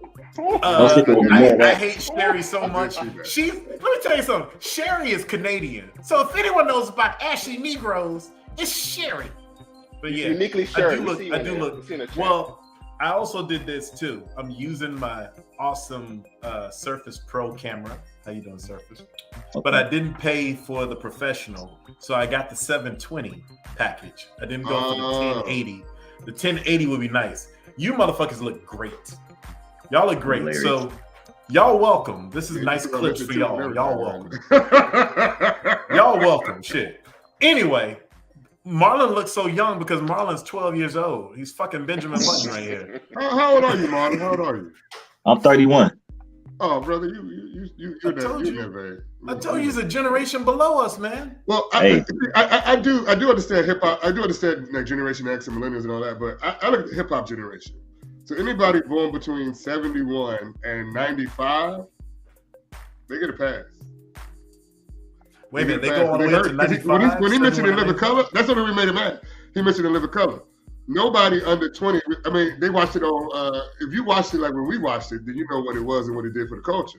You know what I mean? So for that to be a basis of a sense of humor, you know, Martin follows In Living Color. You know what I mean? Like In Living Color was, I used to take that every Sunday. but Wood, that also, I remember when In Living Color used to be the Sunday intermission halftime show as counter programming for the Super Bowl. Super Bowl. Yep. We remember this. We remember this. I just want to say this real quick though. Like for him to watch it, it's sort of like when you find a woman who likes the Golden Girls. It's like, you know what? You all right. Yeah. Because that's good shit. Yeah, that's good. It really is good shit. It's embarrassing to say. But if I meet a woman who likes the Golden Girls as opposed to Harlem on Stars, we doing something because writing matters. As Marlan, now we dope. We dope as shit. We full deep. All right, so Marlan, now that you in the house, yes. What is your advice to Nando to getting his career going, being on stage, and then let's get into these headlines. I just say take it serious, my bro. Do it for the right reasons, because I hate seeing people on stage, bullshit, and just get up there playing, because a lot of us, most of us take this serious, like we do. I seen Haywood, I came to his room when I came to DC before. I never got up, but he had one of the best rooms I seen be ran. Take it seriously. Do it for the right reasons. Don't do it for the money, because shit, ain't none of us rich. We still doing this shit, and don't do this for bitches. The bitches will come. Just do it for the right reasons. Yeah, they'll come. You don't have to be successful. Yeah, you don't have to be successful for the bitches to come. You can be terrible, but you can have a good stage presence. They're gonna love you. So just do it for the right reasons, right? Be original, because comedy is everywhere now. So niggas know if you're stealing jokes. They know. They seen it somewhere else, and they're gonna call you out. And trust me, you don't be known as a joke thief, because you ain't gonna get up nowhere. So we're a tight knit family. We show love no matter what city you in. DC is one of the best, cities I've done comedy in. I've had some of the greatest shows there, and I can compare that to an Atlanta comedy scene, because there's some beasts out there. Haywood's one of them. I've seen this nigga in action, so he's a good person to be up under. Tony Woods, like he said, there's a couple great people out there to be up under. So man, just follow the right person. Get you, OG, somebody that can tell you right from wrong, and go from there, bro. Most definitely. I appreciate that, fellas. Yeah. Yes, sir. That was actually very heartwarming. Like bitches will like you no matter what. I'm gonna put that shit. Hey, all you need is a microphone in your hand. You could be a pastor. You could be a comedian. Like bitches. He's right though. He's right, guys. That's true. In fact, all the scuttlebutt, everything that we could talk about right now that women are going crazy over, because it's really women's scuttlebutt. From Amber Heard and Johnny Depp, to Pastor John Gray, to Lori Harvey and Michael B. Jordan. It's a bunch of motherfuckers who have the mic / spotlight / attention on them. And women are going crazy. They're in a frenzy one way or the other. Even for all your dissenters, there's women who will like you. Let's pick one though. Y'all thoughts real quick. The easy one. Johnny Depp and Amber Heard. To me, that's the easy one. And how tough is it to write jokes, if you're going to write jokes about this? Because Chris Rock has been doing something really sneaky and interesting since the Will Smith slap, which we can get into because fucking Jada Pinkett. But he's done something really interesting. He's used his platform to sort of leak jokes like they're singles. Like he leaked a joke about Amber Heard and said, I believe all women except Amber Heard. Once you shit in the bed, you lying about everything. He leaked that like Beyonce leaked one of them damn singles from before the damn, you know what I mean? He's doing something a little different. How do you find humor? He's got an honest of it though, too, though. His view. It's like that. This whole tour is called Ego Death. You know what I mean? So that's right. It's a whole. We don't know yet where it's going to go. It's going to be special though. It's going to be special. It feels like it's going to be special. It's going to be special. So on topic then, what do y'all think about the Amber Heard Johnny Depp thing, and how do you parlay that into male-female relationships? If you talk about that or want to talk about that, the want to talk about that is to get you into the conversation. I mean, I think it's finally the guys are right. Finally, somebody's backing us. That was our Me Too moment. It's like, yeah, nigga, we've been through it too. We done been through this shit. All right. We've had crazy women, and y'all act like they don't exist. And then lying on us. On top of that, lying on us. Defamation of character, dragging my name. It's like a female drag your name, you can't say nothing about it. You gotta accept it. You gotta stop taking it. He ain't shit, girl. Yeah, he ain't shit. No, I'm taking you ass to court. I'm gonna sue your ass and show you I ain't shit, okay? I'm gonna show you I'm the shit, okay? That's kind of shit I am. That's what we at now with it. So that brother got his money, got his name back. I applaud him. They said anybody lose everything. No more shows for her, nothing. So, hey, yeah, that definition of character is real. You don't. What they say? You don't shit where you eat.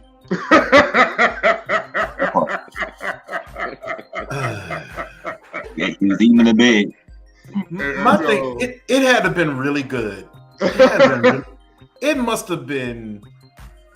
But they were doing gravity defying good for. He went through so many changes with this, but you know what? That's usually the story, right? A lot of us don't see why this person is so awesome, and a person will go through all these changes, and then a couple of months or years come out. It's like this person's been the worst person on earth, and we don't see it, but that other person been into it. They've rolled up their sleeves, diving into it. I don't know. What's that? No, it happens. So so they split, right? And it's an amicable split, but then she's like, "Nah, he beat me."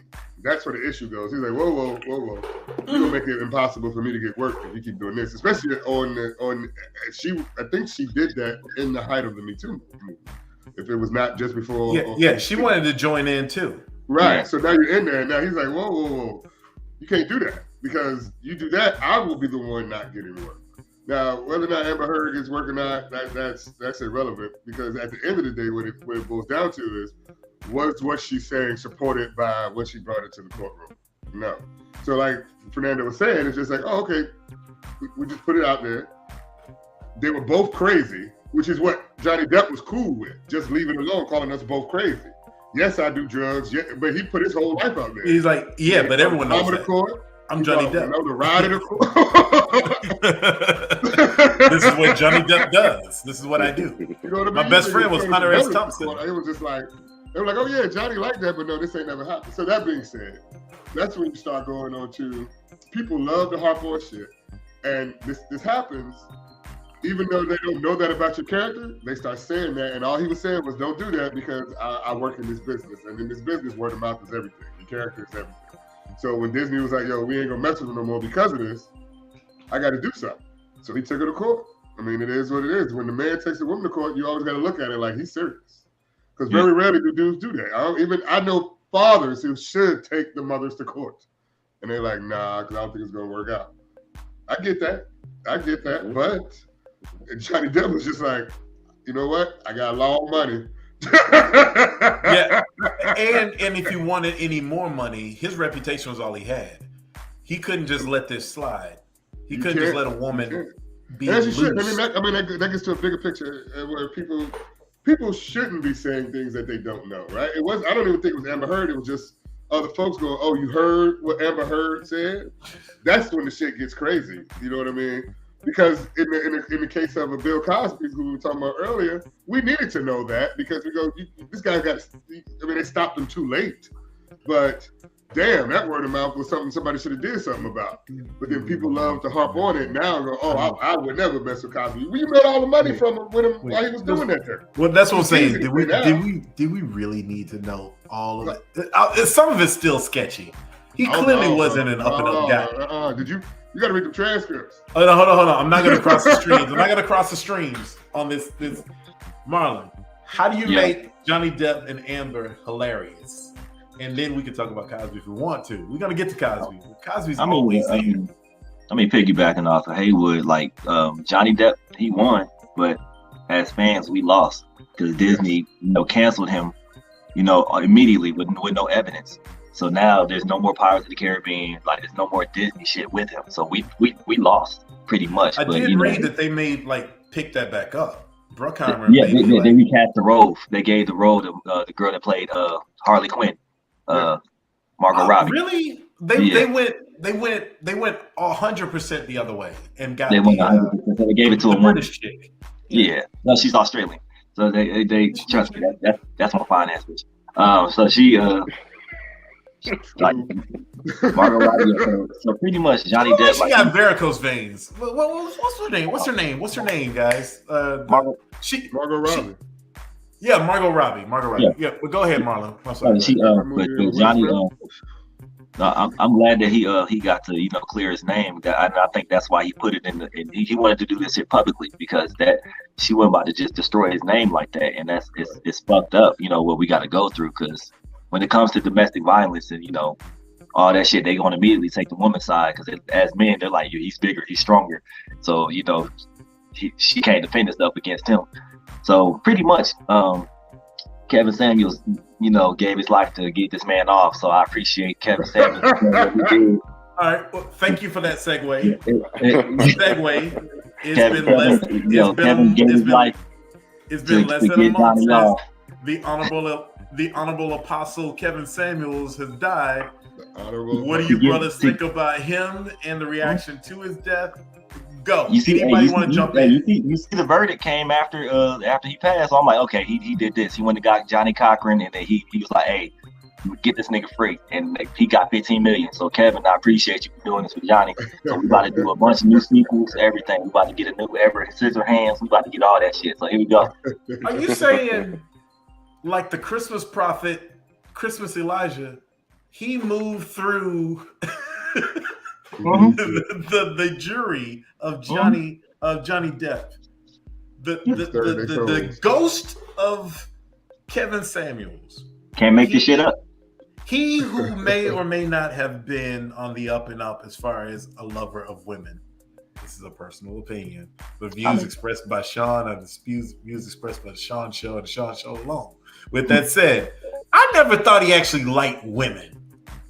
I mean, shit, he died. He died with a bitch on top of him. So I mean, did he? Did he? He did. I mean, I know he did, but there's some. I mean, he's talking about the sketchiness. I hear you, Shawn. Maybe it wasn't always. I hear what you're saying. So that's what I'm saying. So Nando's in the middle. Haywood feels me. Marlan's like, man, I'm in Atlanta. I know the shit. But yeah, I know that people at Emory there were already people at Emory like texting the shit to other people. Man, Kevin Samuels dead as a motherfucker. Y'all knew that shit 3 days before. What they said, they should have took him to White Grady. yeah, you got to take him to White Grady. And by White Grady, we mean Grady. White Grady is really Grady. But Kevin Samuels to me is an anomaly, because when I got hip to him, and I put a post up like when he passed away, it was like, I really didn't know who he was until people started saying, oh my God, he's dead. And looking at the reaction, I was like, whoa, who is this guy? But I knew who he was, right? It was just, I knew who he was. First of all, you're taking advice from somebody sitting in their living room. I am not giving any advice yet, people. But you do see that's my living room. Well, and I'm not mad at it. I'm not mad at it. But like, I got 2 floors. People really get mad at people sitting at people are sitting in their cars on their phones, and they sitting there giving you a therapeutic answer. And I'm like, that's not. Why do you even care what that individual is saying if that's not you? Right. Only a hit dog will holler. Hit dog. Exactly. Hit dog. So when you have that happen, right? And then I know people who are like, because he's talking about women of a certain age. He's talking about. Some of the shit he said was rough. Like, if you were a certain age, you might as well just forget. But he went in on dudes. He went in on dudes too. And they don't say that. 35, you good. That's some cold shit. But do you feel like the dude Venom was as venomous? And yeah, I'll let Nando take this. Yeah. You ain't about to get on live and tell me my dick little because I can't pull a bitch. Like he did that to a nigga. He told me a nigga. But you know what's interesting? You know what's interesting about that? That also tells you, but he's probably right, but it also tells you the disdain society has for the plight of men. So when a man gets disrupted or gets discouraged or gets disrespected, no one even blinks and stops. That's why we're celebrating the whole Johnny Depp thing. Yeah. As soon as Kevin Samuels say you a little dick motherfucker, so imagine that being a woman. Imagine that being like Chelsea Handler saying that shit. You know, hey, Johnny Depp. Hey, City Boys is up 100 points, so Johnny Depp got us that 100 points. We good, bro. We good. The last win we had was Mary J. Blige. She got to pay this nigga spousal support. That was the last win we had. So ever since then, I got a feeling Mary just got a terrible lawyer. don't have a kid. Halle Berry on child support. No, but she's paying like his child support from like his previous relationship. I think so. It feels like Mary J just got some hood ass advice. Sherry Shepherd also had to pay child support. Sherry Shepherd, she definitely did too. I mean, because Sherry Shepherd turned into a new woman. She said, "I'm going to just do everything brand new." It's like she went to Vegas. You know when they say what happens in Vegas stays in Vegas? Well, Sherry Shepherd stayed in Vegas and came out of Vegas like Michelle Obama Jr. or some shit like that. You know, like she did something else. Nando, I want you to get in here real quick because I know you've had some opinions already. You were talking about what you thought about. I mean, I was saying it's a win for us. Like I said, in regards to the Me Too movement, it's always been the guys being wrong. You know, the guy does this, the guy says that, and the women are always right. So it's finally an opportunity for us to be right on paper and with money involved. So my man getting paid and it's documented and it's recorded. Like, because we need receipts. As men, we need receipts to cover our ass. We can't just say some shit. Whereas, like you said, what Marlan said, as soon as the news came out, Johnny Depp got dropped. And you know, Disney is big. Pirates of the Caribbean was big. And it's messed up how it is, where we're guilty first until we're proven innocent. And it's not right. It should be the other way around, as we know. I'm glad. Right? That's your Kevin Samuel point. He would be like, yo, you're not going to look at this guy here who's a bus driver or who's working in this blue collar field because you want this hero that does not exist other than in your mind. You know, again, so imagine. Go ahead, imagine if he hadn't recorded all that shit. He would have lost.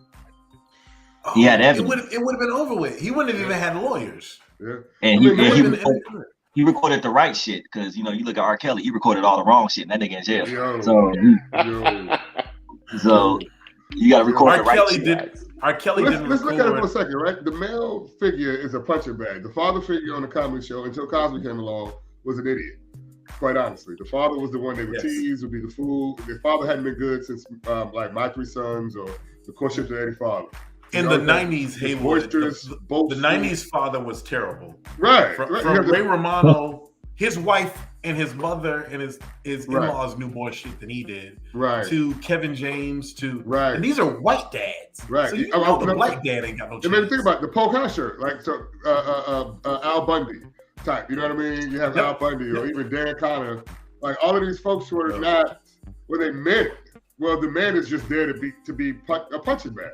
So now you have a man standing up for themselves. What do you even need to stand up for yourself? You have it all already. Not necessarily, because again, if you're assassinating my character, it's the very reason that white people don't like to be referred to as racist. Whoa. Stop right there. I might not like black people, but I'm not a racist. I don't. Yeah. So I say that to say it's a whole slippery slope, and we do have to get into this place where we respect people. You cannot and you should not. Words are powerful. We are right here because of that. You know, the ability to move people with your words, meaning that, you know what, you can't just say anything out of your mouth. We have the freedom of speech, but you cannot go in the movie theater and yell fire. And that's pretty much what Amber Heard was doing, going in the movie theater and yell fire. You know why I left Johnny Depp? Because of the foul things he does. And you found out, oh, you was on there doing MDK, you was on there doing this, you was shitting in the bed, you was whooping his ass, you made him leave his family, all this stuff now. You act like you didn't want any money from him, but you kept the money that he gave you, and Elon Musk paid this money that you gave to charity that you said was the money from Johnny. Yeah, you're full of shit. And you're a terrible actress, so get out of here. How about that? I ain't know her name to the trial. I ain't gonna lie to you. I was like, Heard. I ain't heard shit. How about that for an immediate on the spot punchline, fellas? There you go, man. You on your way, bro. Boom. You on your way. You on your way. I ain't heard nothing about you. All right, so let's move on. They're easy targets. It gets more thorny when we talk about, and I'm going to say this because Haywood is in my city. Jada, Will, and Chris. I'm hopscotching all the way back to March, and I say it's thorny because I find in my travels, and I do have travels, this is the God's honest truth, the Southern women are kind of like, fuck that Jada. Fuck this and fuck that. That broad is no good. And so they're pro guy. They're pro man. and they like Chris. And the progressive woman is finding every nuance and legalese and Olivia Popeism to stand behind Will Smith defending this woman who was not as attacked as, in my opinion, as people will want you to think that she was. So I start with Haywood, move on to Marlan, and then Fernando. I would love for you all to touch on the slap heard around the world. Haywood first. All right. I said this about it before. I have been the person who has slapped somebody because they said too much, and I have been the person who got slapped because I said too much. Derail the whole goddamn conversation. You slapped somebody? Why were you? Yeah, you don't get to what talk kind shit. of Charlie Murphy taking off your glove to No. bullshit? You slapped somebody. We talk barbershop talk, right? There are certain things you don't do or say about, especially we talking about men, real simple, no women, no kids. You don't go certain places, right? Certain things are off limits. That's just the gangster in it. I mean, I don't care if you're really a gangster, but that's just the mentality in it. There's certain things that are off limits. Shut your mouth. I done already told you once. That now the way he said that to him, keeps my wife's name out your effing mouth. They've had that conversation before. So what happened on stage, whether this was real or not, because here's two things that's got to happen. First thing, you have to want me to believe this is a real event, because at first I was like, that's not enough slap for me not to come at him. Well, you know that the kids went on vacation okay, cool. The season before him. Now I got to go along with this. This really happened. This is Will Smith doing what he does. Okay. You factor in method acting and all of that. Was he still in Richard mode? I don't know. But what I do know is he got up, walked to a man, and smacked him, and then said, then he went back and took his seat. Didn't even look back. Finished his drink, finished the show, and got his award, and went home. That shit ain't happening. That shit ain't happening in real life. I'll be goddamn. You're not gonna sit there and finish your steak, and I'm gonna sit there and have to finish my steak, and I can't because everybody's like, oh no. So like I said, I have slapped. I have been slapped. You have to know where those breaking points are. That being said, did Will Smith react the way he should have reacted in that moment? If he was angry enough to feel that, fine. Did Chris Rock react the way he should have in that moment? If that's how he felt he should react, fine. What I have to say about that is I don't want to hear anything now. I don't want to hear anything about it now. Now, after the fact, I woulda, shoulda, coulda, doesn't really matter to me because this is man law now. We're talking man law. You had your moment, the window passed. I'm good with it passing. Let it go. If we're going to let it go, let's let it go. I don't think Chris has said woulda, coulda, shoulda. He just said, I just got slapped by the softest nigga in rap. He did. He said, that's all he said. He didn't. No, now you're talking shit. Because you had the opportunity to say that right there when he did that shit, and you didn't. Well, true, but that's all I'm saying. And I know Chris was Chris taking one for the black race because it was a black produced. It was a black produced Oscars. Was he taking one for the race, Marlan? I don't give it. No, hell no, hell no, hell no. I mean, Chris.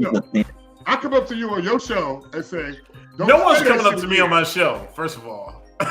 Okay, what's the old Chris Rock joke? You got pecs, I got. I'm gonna smack you and say, "Don't say that shit no more." Then I'm gonna come back to my seat and finish moderating. Get out of here with that bullshit. Y'all gonna let me sit down, Marlon? You gonna let me sit down?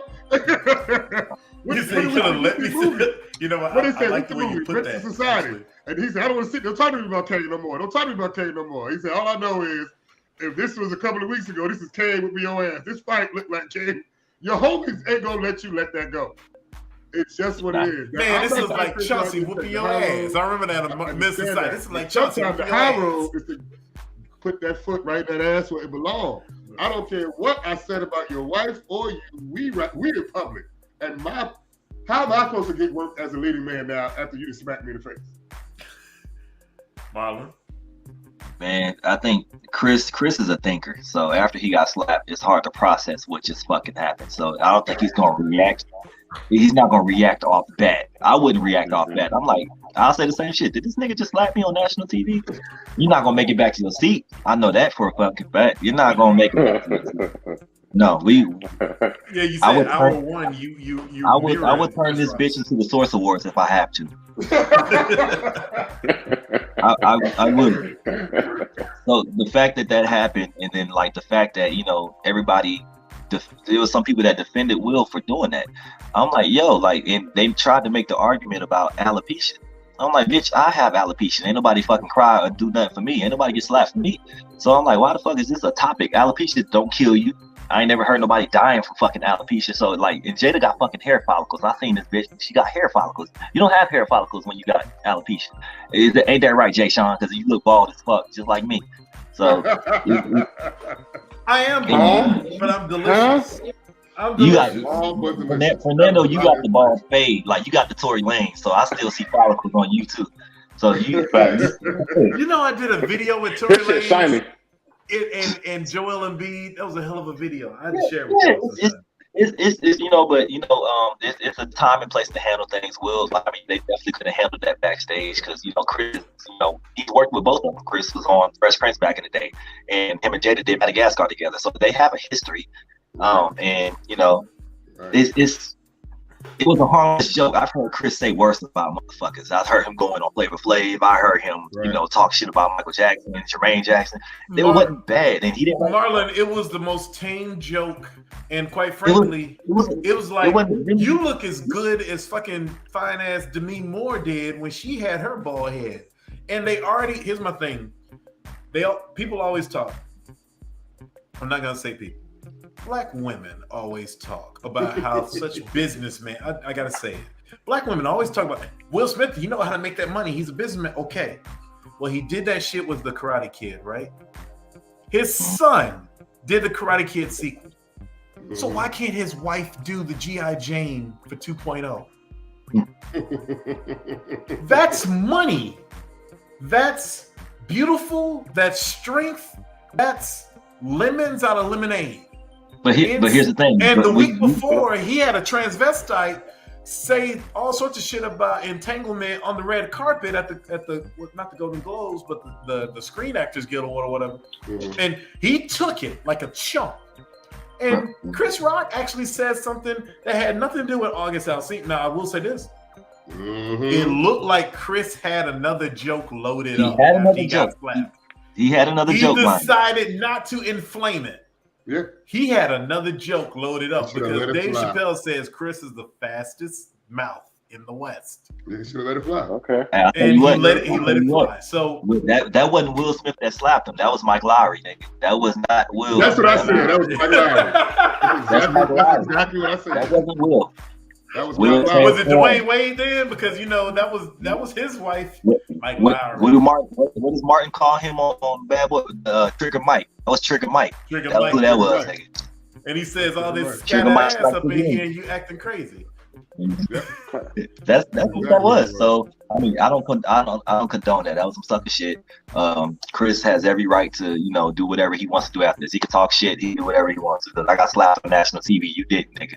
So at the end of the day, it feels like actually Chris Rock owns Will Smith's career because he does now. Will Smith because Will Smith has done everything except made a real fulsome apology. He hasn't been seen. This nigga was on Instagram every day before that. Every fucking day. That motherfucker went to India, Marlon. He went to India. Like anybody gonna spot his light skin. But he's also never been the bad guy. He's never been the villain. And nobody can see him as a villain in the movie.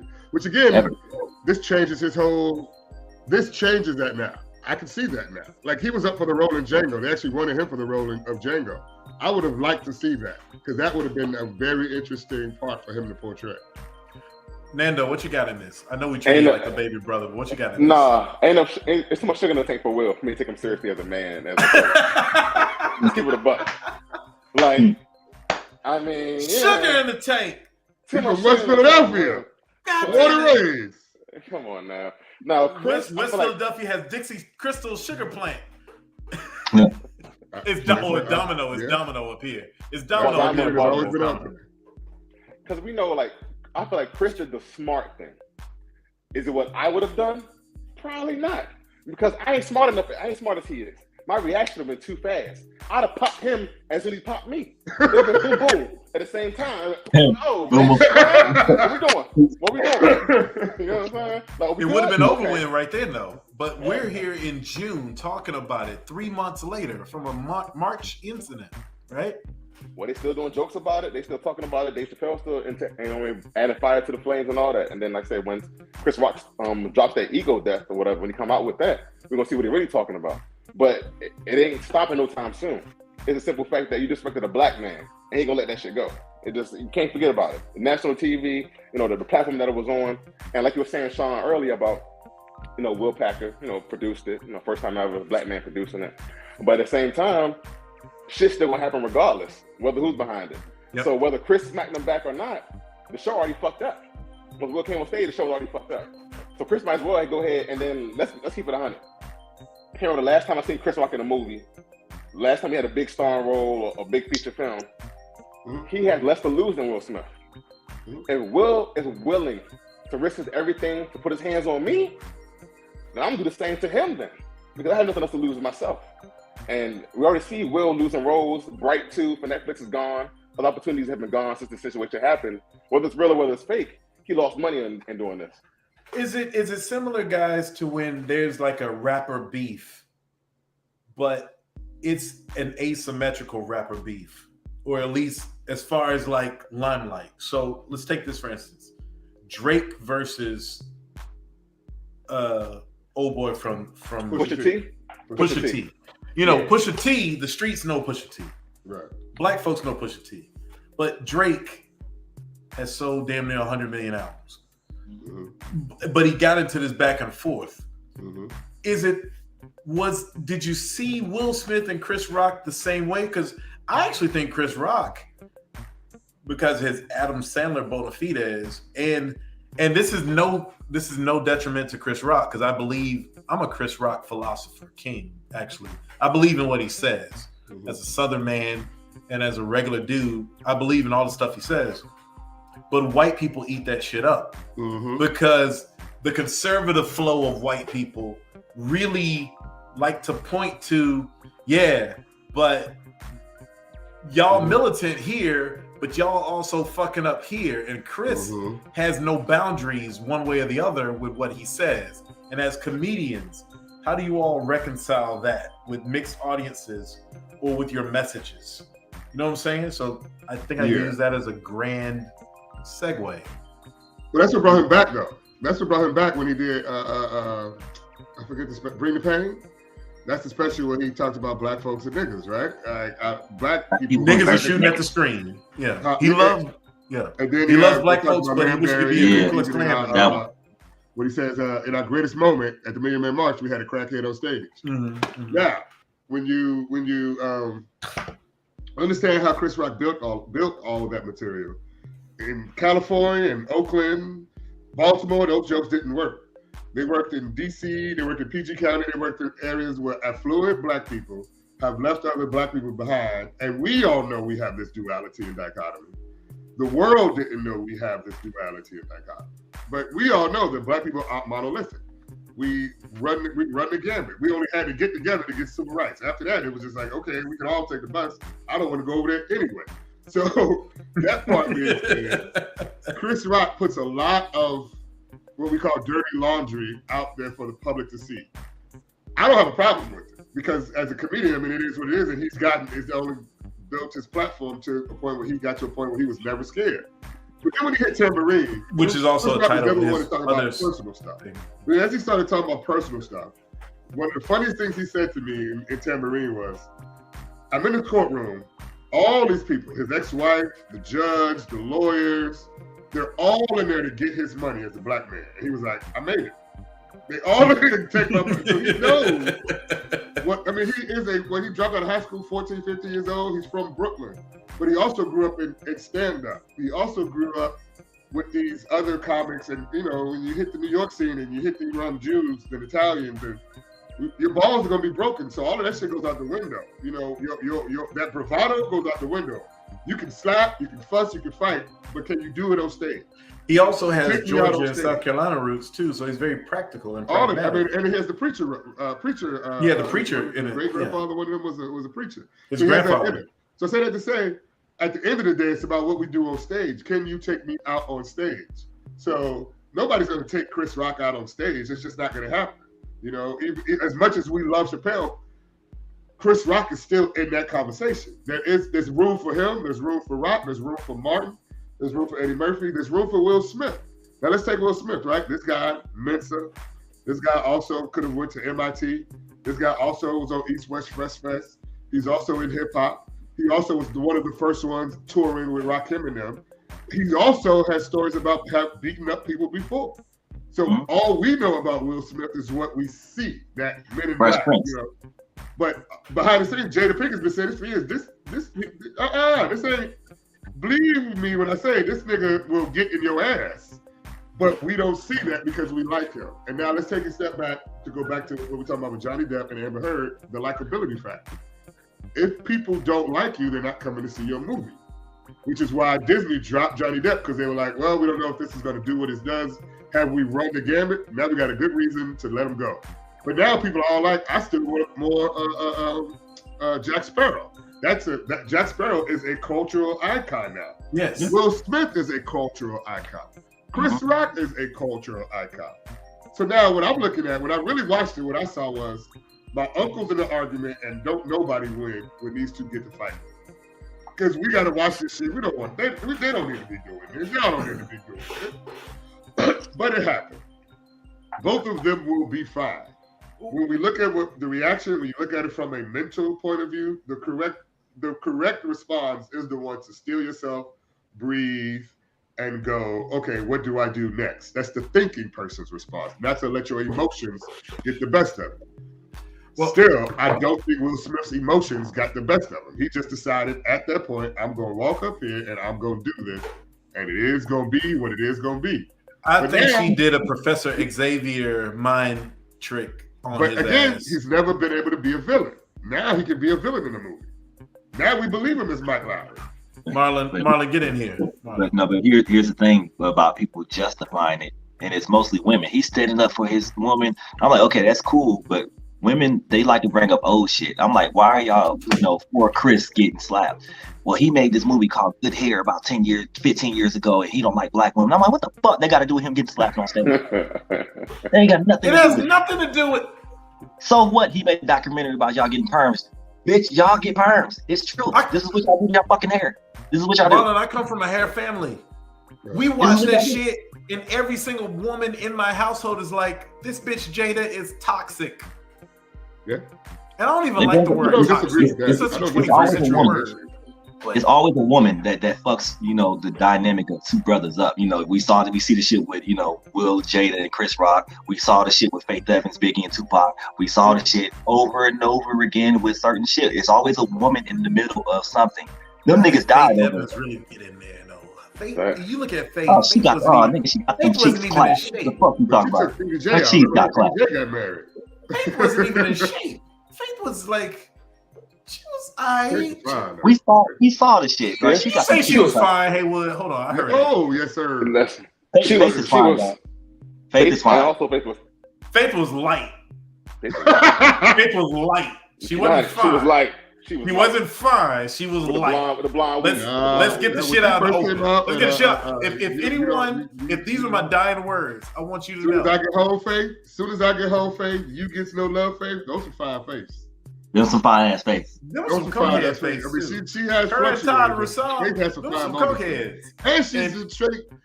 But man, listen, everything Marlon is saying is absolutely spot on. But we also like that toxicity shit. We as men also like the ones that we kind of. I'm gonna turn the hoe into a housewife. Yeah, we fix it shit now. On a regular, on more than one occasion, been like, well, this, that, the red talk shit. Will Smith came home and that was going on. He was like, what's happening here? They was like, be quiet, mommy's filming. What the fuck do you mean? That's the problem. It was a red table talk to talk about her indiscretion with a teenage boy, and he's the one crying. But sooner or later, we as men have to cut bait. You're no longer one of us. You're on your own. What he said was, she was like, no, you've got me more than enough. Again, I believe that.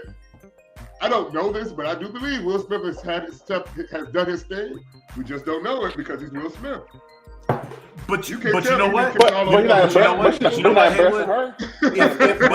If it's been done, and there's this whole avalanche of public opinion against you, it would have already been mentioned somewhere that he did something. But he wasn't sleeping with his daughter's best friend. He wasn't sleeping with his daughter's best friend, who he gave comfort He would have got canceled. We would have never saw another Bad Boys. None of that shit. We would have never seen none of that. He would have been a fucking sick freak. Exactly, Marlon. The equivalent would have been like, okay, so my daughter's girlfriend is now an orphan. I'll bring her in and I will take care of her. And I'm gonna fuck the shit out of her. I'm gonna fuck her in a second. I'm gonna fuck her real quick. But he ain't gonna do that. He ain't gonna, of course he's not gonna do that. You know who did do that shit? The woman who got him to cry on the Red Table Talk. And we only know about no one's watching. No one's watching Hawthorne reruns. Remember that nursing show on TNT, Hawthorne? Remember that? Ain't no one watching that shit. Yeah, word was on the street. She was out there with Mark Anthony too at that time. That's the word on the street was. We're literally watching Jada give Will a hysterectomy every fucking week on social media. Pretty much, like she's literally taking the dude. She's castrating. She's giving him a verbal hysterectomy. Yeah, she's you know dudes who like toxic chicks. You know dudes who be like, man, I'm gonna ride with it. Marty Bird. Man, you're talking about Ozark. She getting That's a money fictional though. character. They all getting money. That's a fictional character. It's a fictional. That motherfucker said Marty Bird. That motherfucker does not have a social security number. His wife is He toxic. was written by Jason Bateman. Yeah. He is not a real person. True. Okay. Let's take. What's the baller's name? His wife is on Basketball Wives. Doug Christie. Oh God, he ain't had nuts since Marlon was a kid. Because that's the generation. It's the guys. He got to get married every year to his wife. Yes, She would not let a female reporter talk to him after the game. She followed the bus. She used to follow the bus. She wasn't, because the wives ain't allowed on the bus. She got her with a big old whatever it was. She would follow and travel and follow the team just to. Haywood, are they still together? Doug Christie and his wife. Are they still together? Still together? Yes, they're still together. Still getting married every year. This shit getting me upset. All right, so I know that there's basketball on. We want to watch the second half.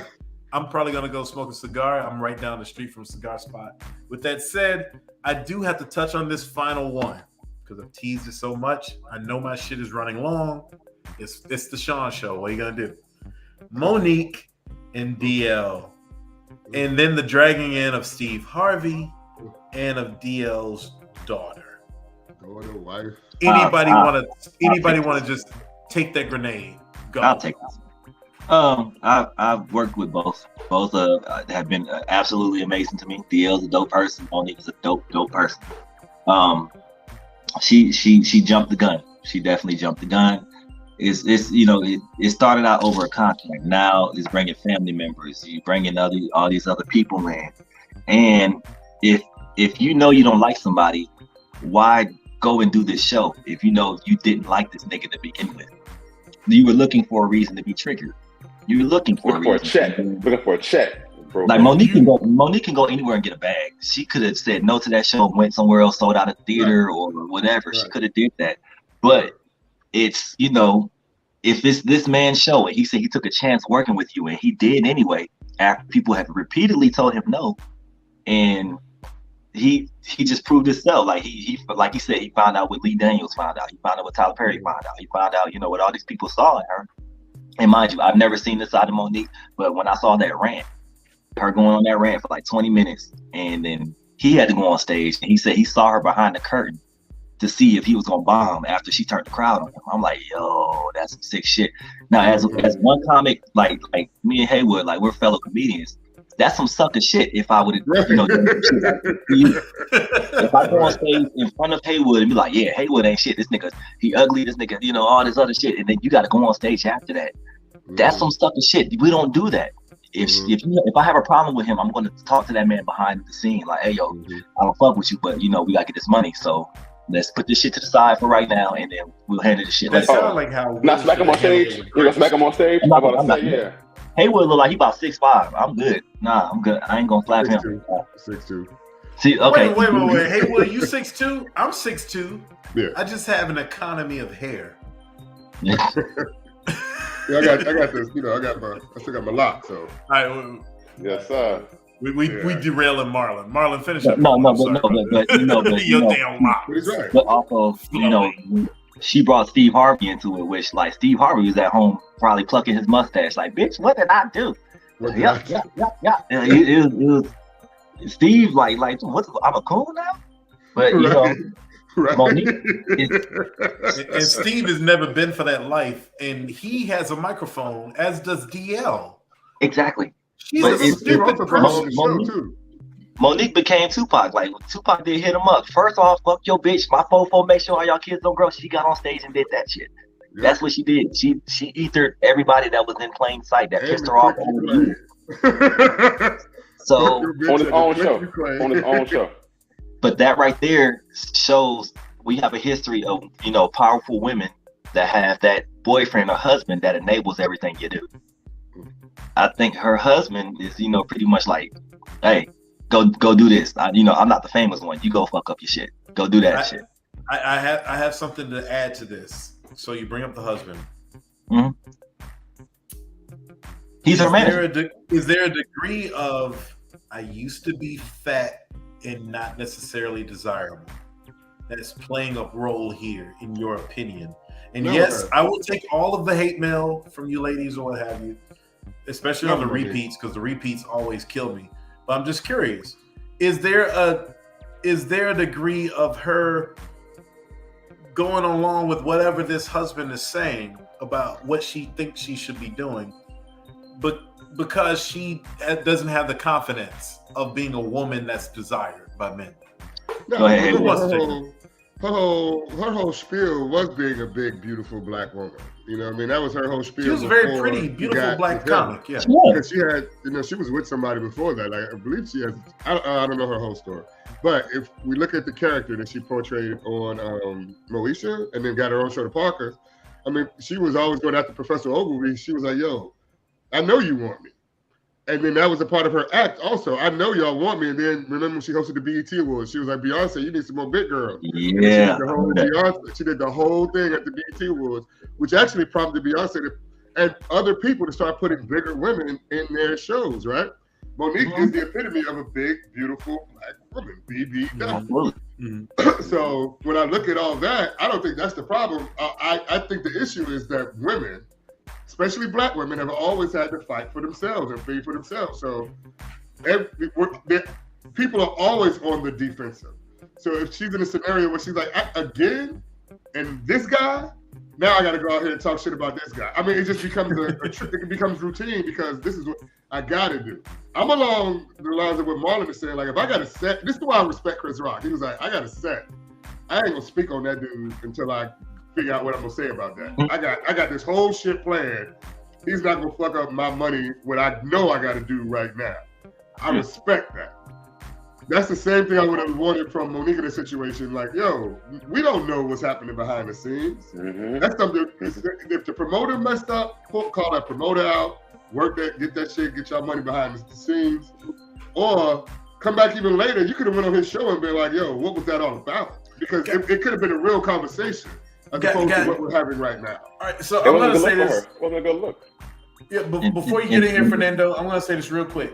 Haywood, because this is absolutely our generation. The sponsor of this show, she went to a show.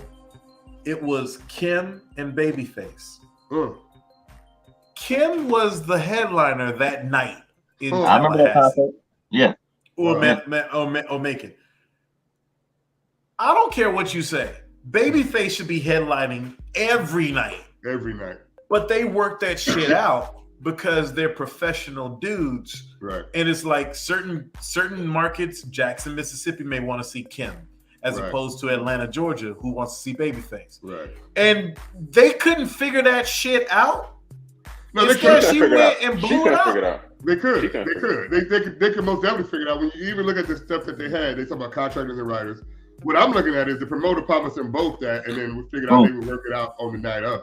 That never happens. I'm working to become a headliner. I'm not a full draw yet. I'm not filling up no venues, but I work with people in co-headliner situations.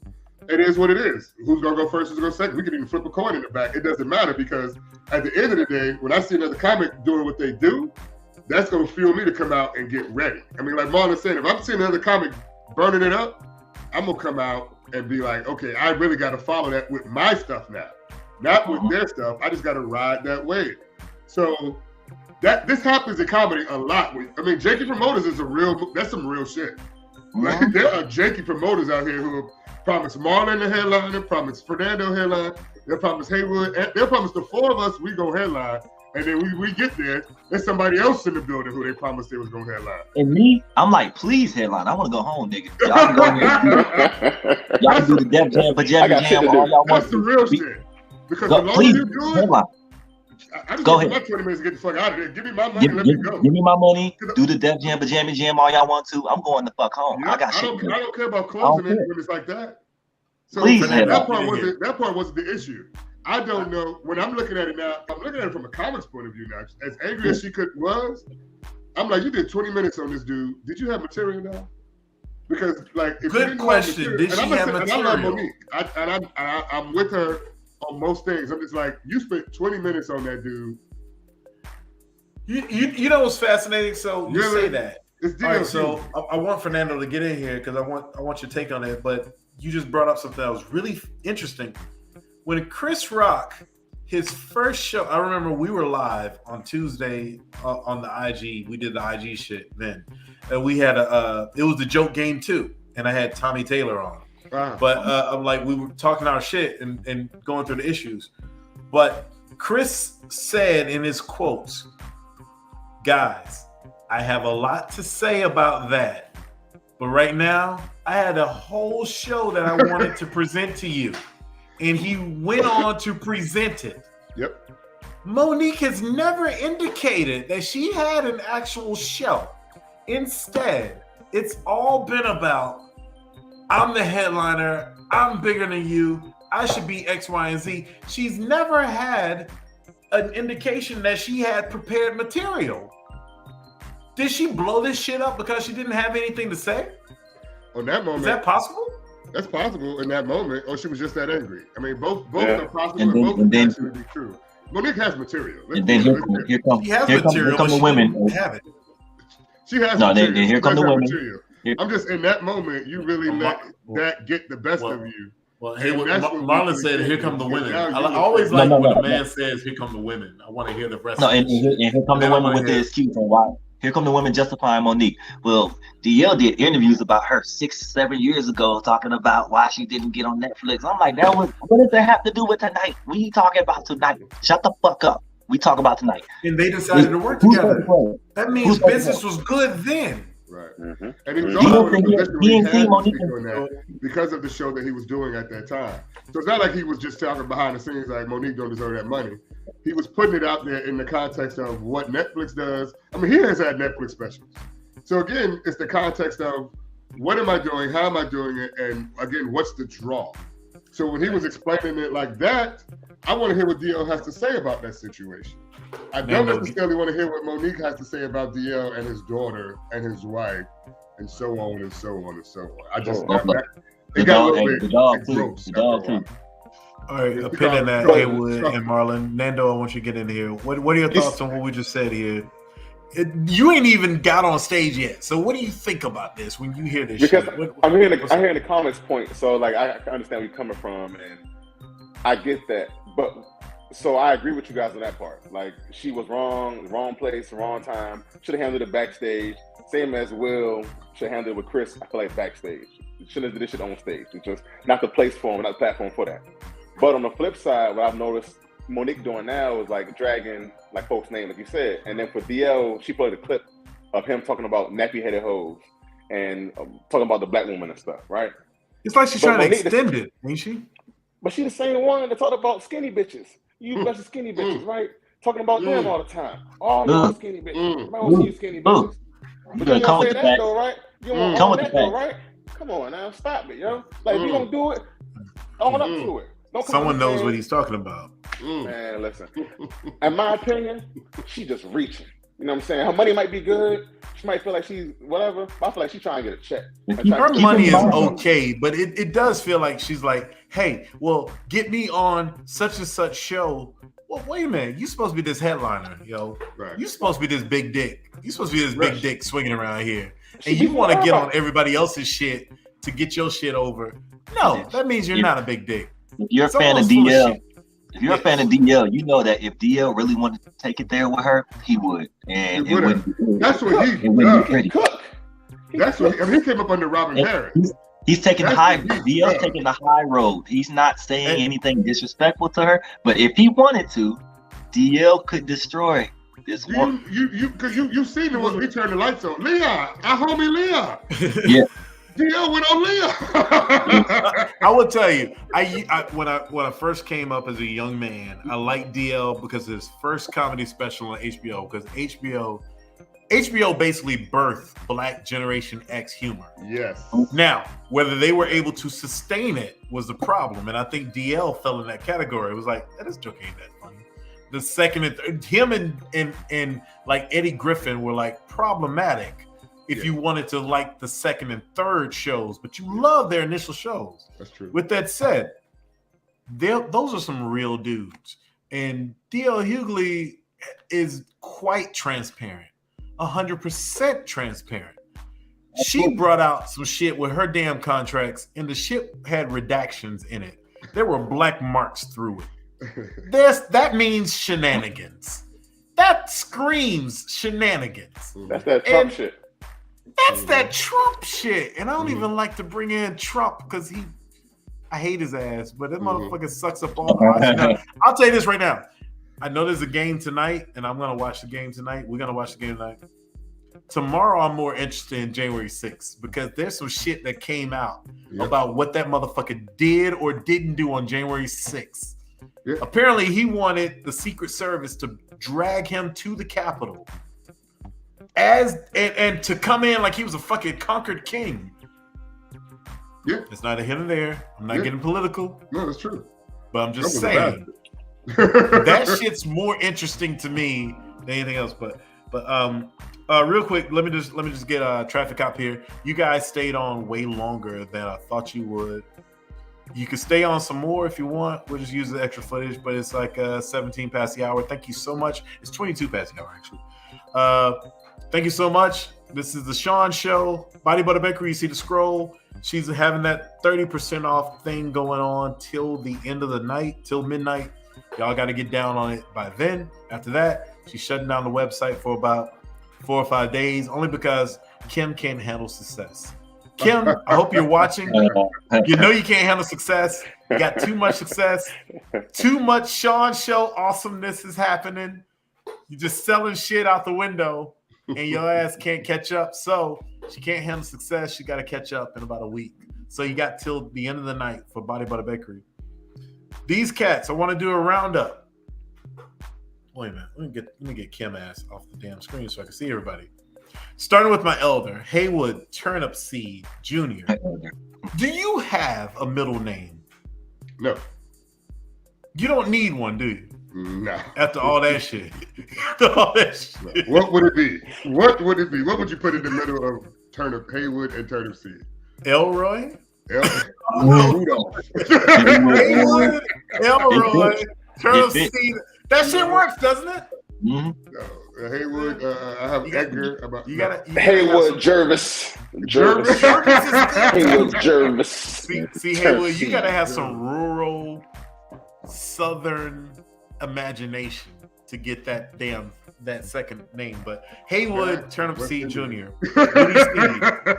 Woody Seed. That's the IG. But do you have an website? Tell the people your website. The website is haywoodturnipseedjr.com. And the same thing, that's my Facebook page, personal and private. And then Woody Seed is my Twitter, Instagram, and most other social media handles. Like even PS games and stuff like that. Woody Seed is my handle in the social media. And you've been doing this how long, Haywood? Stand up? I've been doing stand up. My oldest natural son is 11.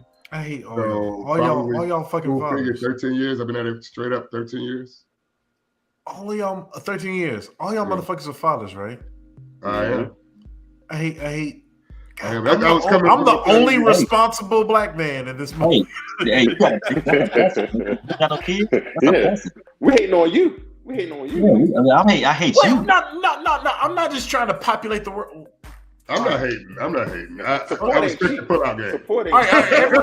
Everyone shut the hell up. I'm gonna mute you, Haywood. Everyone shut the hell up. All right, this is the Shawn Show. I got a few more things and do a little bit more housekeeping, and then we'll get to that point, and then we'll wrap it up. Fernando, because I'm going this way with my screen. Nando. Yeah. 36, right? 35. Just turned 35 in February. 35. What are you, Aquarius? Yes, sir. My nigga. Marlon, you Aquarius too? I know like Marlon. 211. I'm 211. Hey, what are you? Cancer, July 16th. Y'all are terrible people. What are you? I'm a Sagittarius. Oh, yeah. Okay. Yeah. That nigga emotional. I'm not emotional. I'm Phil Donahue. No, you don't know that shit, do you, Marlon? Because Phil Donahue existed way before your ass existed. But yeah, Nando, you got you a little daughter, right? Yes, sir. 11-year-old daughter.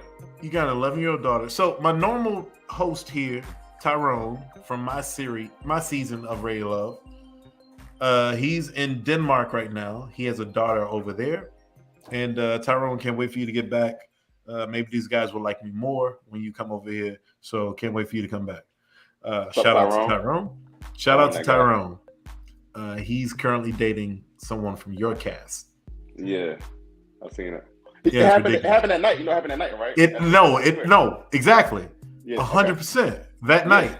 And I'm like, y'all motherfuckers are not Puritans. No, I was handing the girls out. I said, which one y'all want? Which one you want? You want her? She right there. Who you want? This guy's unsure. All right, so my comedian fellows on the panel who aren't Shawn and Fernando, listen. It was kind of like that. We had an opening night.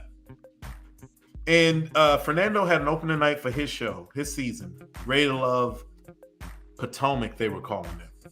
But they couldn't officially call it Potomac because there's some trademark shit going on with Real Housewives. It just had the host say Potomac. You can't stop him from saying it, but you can stop him from titling it. So it was just Ray Love. Either way, all of his people were there, and my boy from my cast, Tyrone. And everyone knows it. Ace was there, and they coupled up as a people. And God bless them, because I every time I try to mess with somebody from the cast and the show, it turns into I should probably shut the hell up.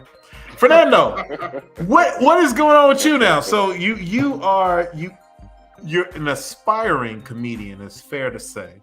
Sure. You have comedic bits. What is your next move out in public with a mic?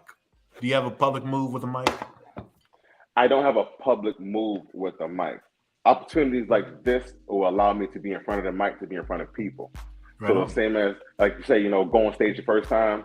The more I do interviews, the more comfortable I become on interviews. I bombed my first couple of interviews. I looked bad. I sounded bad. Nervous, uncomfortable. Now I'm more comfortable with it. I'm getting used to it, and opportunity like this will keep coming forward. I keep being in front of the camera more and more.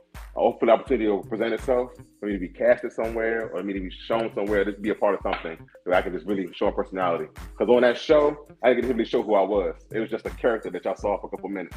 But I don't even think you had a chance to create a character.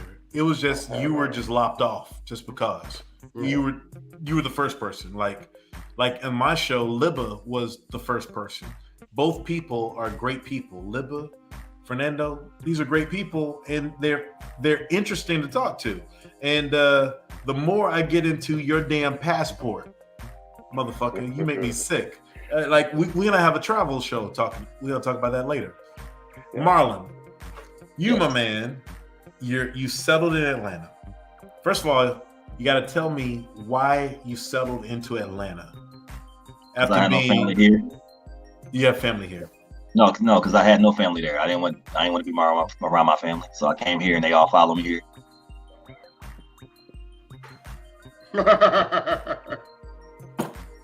So got that Oregon Trail. Yeah. Really, like the damn Donner Party shit. He's like, look, I'm gonna go out here. I mean, I had like a cousin here, here and there, but it wasn't that many of them. But I moved here, and then my mom followed, and then my sister came, and then I'm like, bro, like I can't go nowhere. Like I came here to get away from you motherfuckers, and you came here. Do you think that was because you're the oldest, though? Do you think the oldest magnetism had something to do with that? No, they just like raining on my parade. That's all. All right, so that's Marlan Comedy, and that's LAN, MARLAN. You see it on the screen, guys. Marlan Comedy, and that's the IG. You have a website though, right, Marlan? I have. I'm working on the website now. I stopped letting these motherfuckers, just do anything with my website. So I got a new one coming up, and that one's gonna be the official one, and that should drop sometime, middle of next month. Well, you got a couple of things going on though, don't you? Like you have like a podcast, right, with comedians? Or yes, you did have a podcast, like I still have it. I just did an interview prior to getting on here with you. It's called Love to Laugh Podcast. So it's self-explanatory, love and laugh. So I interview 90s R&B artists, and I also interview comedians and actors. So I currently am on the road with R&B group Shy, sometimes the Rude Boys and Moke and Steph, that close, shit like that. Yeah, stop. This shit that you just said was like Video Soul After Dark. You said Moke and Steph. That's Monique, Kenya, and Stephanie. Yes. You said Shy. You said the Rude Boys from Levert Production Company. Yeah. Holy 1992, Batman. This shit is awesome. So, you know these people. What do you ask them when you have that type of podcast and they're right in front of you? Haywood, I know you're hanging on this too, right? Because that's that's our I was shit. just in the recording studio and Shy recorded that hit, If I Ever Fall in Love. And I was like, whoa, I got this album. And that was it. And the only song they had after that was "Baby, I'm Yours," and no one liked that. You forgot "Comforter." Comforter, yeah. Look. Shaw had some hits, and then they had they had a remix with Jay-Z. Wait, hold on a second. Let's not get fucking carried away with hits. Okay. The plural hits. They had a hit and a third. All right. So Marlan, when you talking with these cats, what do you ask them? Pretty much like everything runs smooth. I know their history, because I was raised, by older folks, so I knew all their records and stuff. So it's kind of like I was there. So at the end of the interviews, they're like, "My man, so how old are you?" I'm like, "Fuck." I'm like, "I'm 31." They're like, "It's no fucking way. Ain't no way." And then I showed them. They're like, "Damn." So it went from that to me going on the road, helping them with their social media, giving them some of my comedian promotion skills, because since they're older, they don't really know how to work social media. So I helped them with their flyers, their promotions, helping them record their sets and whatnot so they can use it on their social media. So it's, they help me, I help them type shit. Right. So that's what I do. Wow. Very dope. All right. Let's wrap this shit up. Like, you look so in disbelief. Why? No, I'm not in disbelief. It's like, no, I was just thinking. So let me tell you something real quick. And the reason, like, I thought about that, and that's why I'm like really digging into that question. I was an entertainment reporter. I was the only black reporter on the independent newspaper at the University of Georgia, which is a white ass school, right? So when you're the only black reporter and you doing all the black R&B shit, then I had a column called "In the Mix." I came out in the mix, whatever, did that shit, and you would talk to these cats and your experience and what you say that you had dealings with them. That reminded me, that was a flashback. And I always wonder what those cats are doing now, because I'm Generation X. And I'm 45, and I did not start as being out front in camera. I was a journalist. I don't know what Haywood's draft is or his journey, but it's 15 years to 20 years dissemination of where I was 20 to 25 years ago compared to where I am right now. It just threw me back to that whole thing. And so I wasn't like I was throwing it away. It was kind of like, that motherfucker talked to Shy. And I'm just now, that still feels like a big deal to me. You got to talk to Shy because Shy was a big deal back then. In that area where Haywood is, definitely. They were crazy, especially in Atlanta and Athens. They were crazy back then for them. And they went to HU. Shy, Silk, Funk, the Rude Boys. Yeah, all them jokers. All these B-list R&B groups from the A-list R&B groups who barely got on Soul Train. That shit's really interesting to me. Before this interview, I was on with Tristan Irby from High Five, so I got off of that interview. Yeah. You see that? You see the emotion I just that's one of my favorite groups right there, yo. Yeah, I literally just got off the interview with him. Like, same shit on, and then tune in with you. It's up on my page now. Like we did it on Instagram Live. Tony Thompson, he passed away, right? He passed away, yeah. Well, how's old boy doing, Marlon? High Five is the shit. They're on tour. We got a show next month with them. Shy, High Five, Father MC, and Boys to Men next month in California. What? He buried the lead. He buried the lead, didn't he, Haywood? He buried the lead. He buried the lead. Could we just start this whole interview over? Say that again. High Five, Father MC, Shy, Boys to Men. That's a Budweiser Superfest. It is. It's that black truck. It was the black truck. I used to go to those shows. We used to go to those. And they turn it out, and you get like, oh man. Shy told me about those Budweiser Superfest. They did. They told me about those. First of all, y'all got Father MC. That's all I can say. Right. Got Father MC. Treat them like they want to be treated. You should treat them right. That's Uptown Records right there. That's Uptown Records. Shit, that's Andre Harrell, Uptown Kid. Yep. Yeah, man. Officially before my time. High Five is from Houston. Is that you, Fernando, saying this before your time? Before my time. Finally, I'm younger than you. Hey, that's right. Marlon's younger than you. It ain't trap. If it ain't trap, I don't know who. Yeah. Well, you that guy. His name ain't Lil who?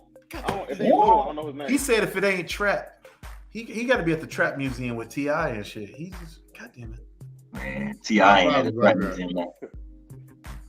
T.I. on stage. I got an old soul. I still know everybody. Yeah, y'all see that? There was only a few groups. There was Jodeci, Boys to Men, Shy, High Five. I mean, that's see, Haywood. See, Haywood. I actually think there were like too many groups. You forgot about Mint Condition. Mint Condition. Hold on. Mint Condition versus Tony. That's a versus right now. But then you got what you say? Guy. You came up with Keith Sweat. Yeah. Guy. Well, Guy was a little bit before that because Guy was Jack Swing. They came up on the So there were really only two bands. That 90s, like two literally, bands. only thing if you added SWV, I'd be like, what? Hold on. This is the way you got to divide it. There were only two bands, right? And it was Tony and Mint Condition. Yes. Everybody else were groups. Yes. Who had producers. They all had good albums. Silk had a good album. Well, you kind of had three. You kind of had three bands. You forgot about Ready for the World. But they were 80s though. Yeah. Ready for the World. Yeah. Like it's like the cocaine got them or something. Yeah. Or the Jerry Curl juice got them or something. Jerry Curl juice. The Jerry Curl juice. Pop it. Don't stop it. Do the Jerry Curl. Yeah. But you're right. There was two bands in the 90s. It was Mint Condition and Tony Tone. You're right. Yeah. Oh, that's your Low Key. You remember Low Key? Low Key, I got a thing for you. They coming on my show. Hold on, guys. Low Key had a question mark at the end of this. It wasn't so, which is the stupidest name possible. Low Key. Low Key. It was a stupid ass name. Black groups are just doing shit. They on my show next month. Yo, I gotta listen. I gotta hear that. They come on my show next month. I love that song. But like you said, Sean, that is Video Soul. And here, living here, we used to go see video. You could go watch Video Soul at one point. You could be man. Video Soul was a shit. What you know what? Rachel used to host. No, videos with Rachel. It was Caribbean Rhythms. Well, remember, she started hosting a live in studio show. She wasn't good at that. No. She wasn't.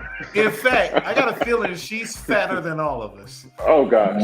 Where is Rachel? If anyone sees Rachel from BT, like Sean from Ready for the World said Rachel is a fatter.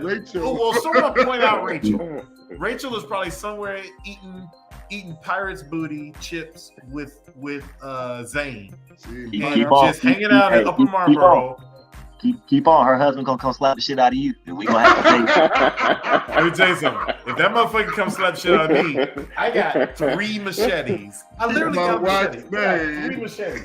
You got 3 machetes? Who you is? Jason Voorhees? I'll show you some machetes. You Jason Voorhees?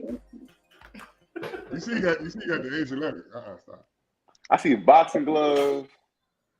Hey, is it me or don't he look like Tay Diggs from Malibu's Most Wanted? A little bit. Just a little bit. This ain't no picture, bitch. He look like he cutting sugar cane. You know he got sugar.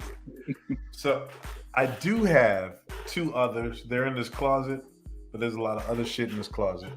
But yeah. Ladies, stay away from the closet. Stay away from the closet. Hey, all you need is a hockey mask. You good. No. I got my T'Challa mask. You see it back there? So that's the one. It's tough to see, but it's on top of the. It's right below Jack Johnson. That's nice. I like that Jack Johnson too. I like that. Thank you.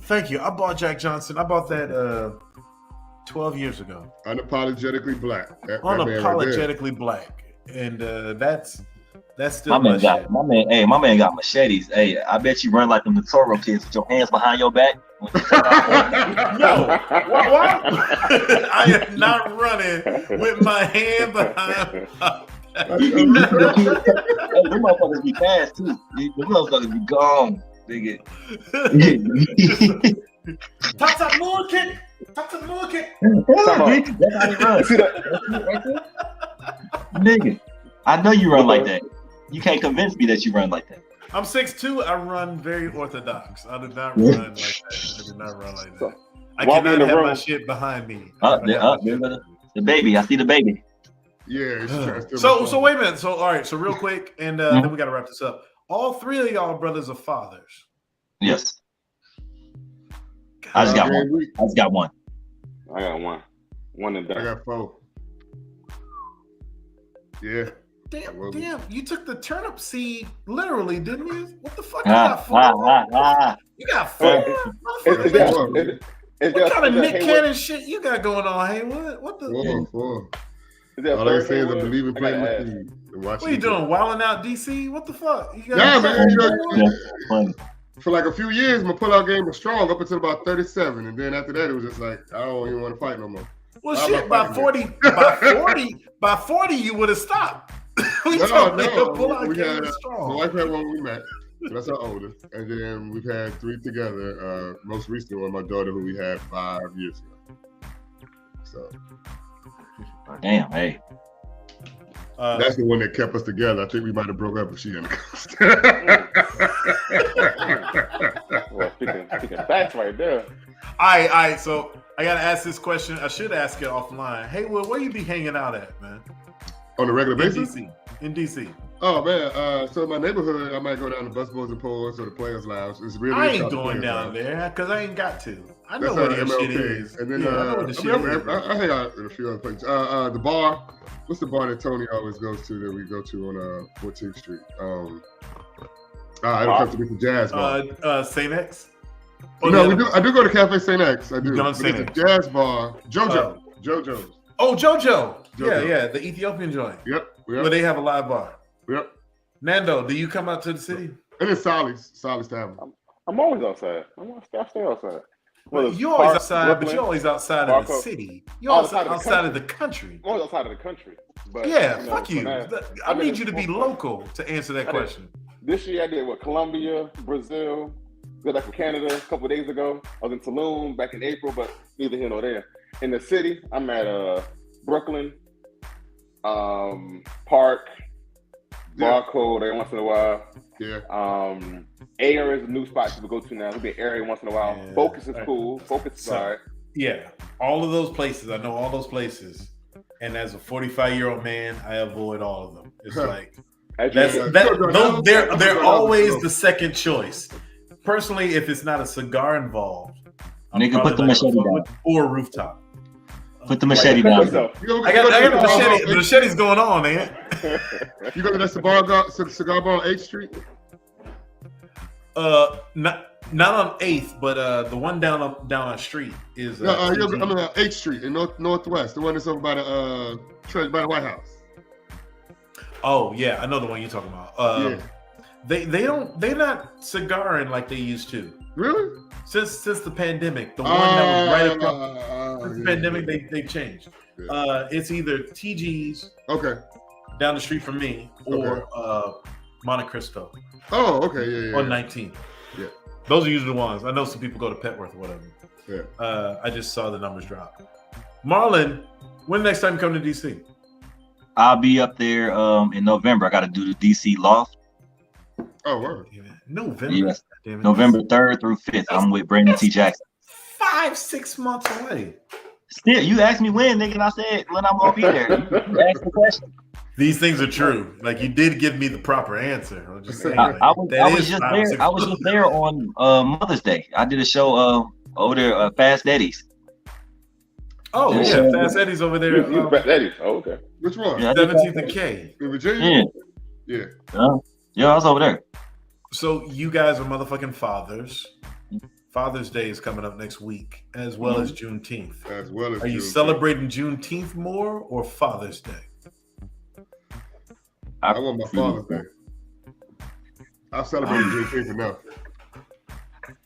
I don't give a fuck about Father's Day, honestly. I ain't celebrating. I don't get shit. So I mean, it ain't no holiday for me. So all I get is this nigga. I'm stuck with this nigga on Father's Day. So you said you want your Father's Day because you got 40 kids. Hell yeah. Like, I've done Juneteenth. Like, I was doing Juneteenth before Juneteenth was Juneteenth. You know what I mean? Like, I've been doing Juneteenth. I found out about it. That was when I was like 13, 14 years old. So again, that's a day of waking people up to all the ills that are still going on. This celebration around it is kind of new to me. So when it comes to realize that Monday is a day off, though, right? Huh? Yeah, Monday's a day off. Though. Yeah, not for everybody. I mean, not for everybody. Father's Day is like, I don't need gifts, but that silence of just like when Mother's Day come around, I took the kids out, let my wife, she has the house, do what you do. Same thing in return, please. But I'm gonna be in Atlanta, so we're gonna have some fun. Oh, you gonna be here in Atlanta? Yeah. I'll be here. I gotta do this festival. Pull up, bro. You doing 1865, right? Yeah. I'm doing the same thing. That's what I said. We're gonna link up. I'm doing the What same is 1865, fellas, real quick? Oh, 1865 Comedy Festival put on by Funny Honeys. Vanessa Schofield. Real funny comedian. She put together her own festival. Now you want to talk about Black woman run comedy festival in Atlanta, and it's about to be hot. It's about to be hot. We doing shows uptown. Like, I think it's like 7 days of shows from the 19th. Well, it's 19th to the 23rd, right? 4 days of shows. Yeah, definitely. I got to do the R&B joint / comedy. So I got a special guest. I think you want to meet him, so I got you. I'll be there. Yeah, because I'm doing uptown and I'm hosting one of them, if I'm not mistaken. My man. Check it out, 1865.com. Check it out, 1865 Comedy. All right. So with that, that gives me something to talk to these guys about at the end of the show. Everybody else, thank you for sticking around this long. It's going to be a 2-hour show or less than that. I'm going to cut it down, but thank you all so much for finding me. Hey. This is a real machete. You're welcome, DC villains. Put a coconut open right now. You're welcome. And look, used. The boy done used it a couple times. I can see that. Actually, I've used it a couple times on the yard, but it does feel like there's some blood on it. We'll just say this is my third joke game show. I've been doing the show for like 4 months now, and this is my first show on YouTube. Thank you all so much. and I think we're growing, so we'll end up having like 1,000 eyeballs on this and etc. But whatever.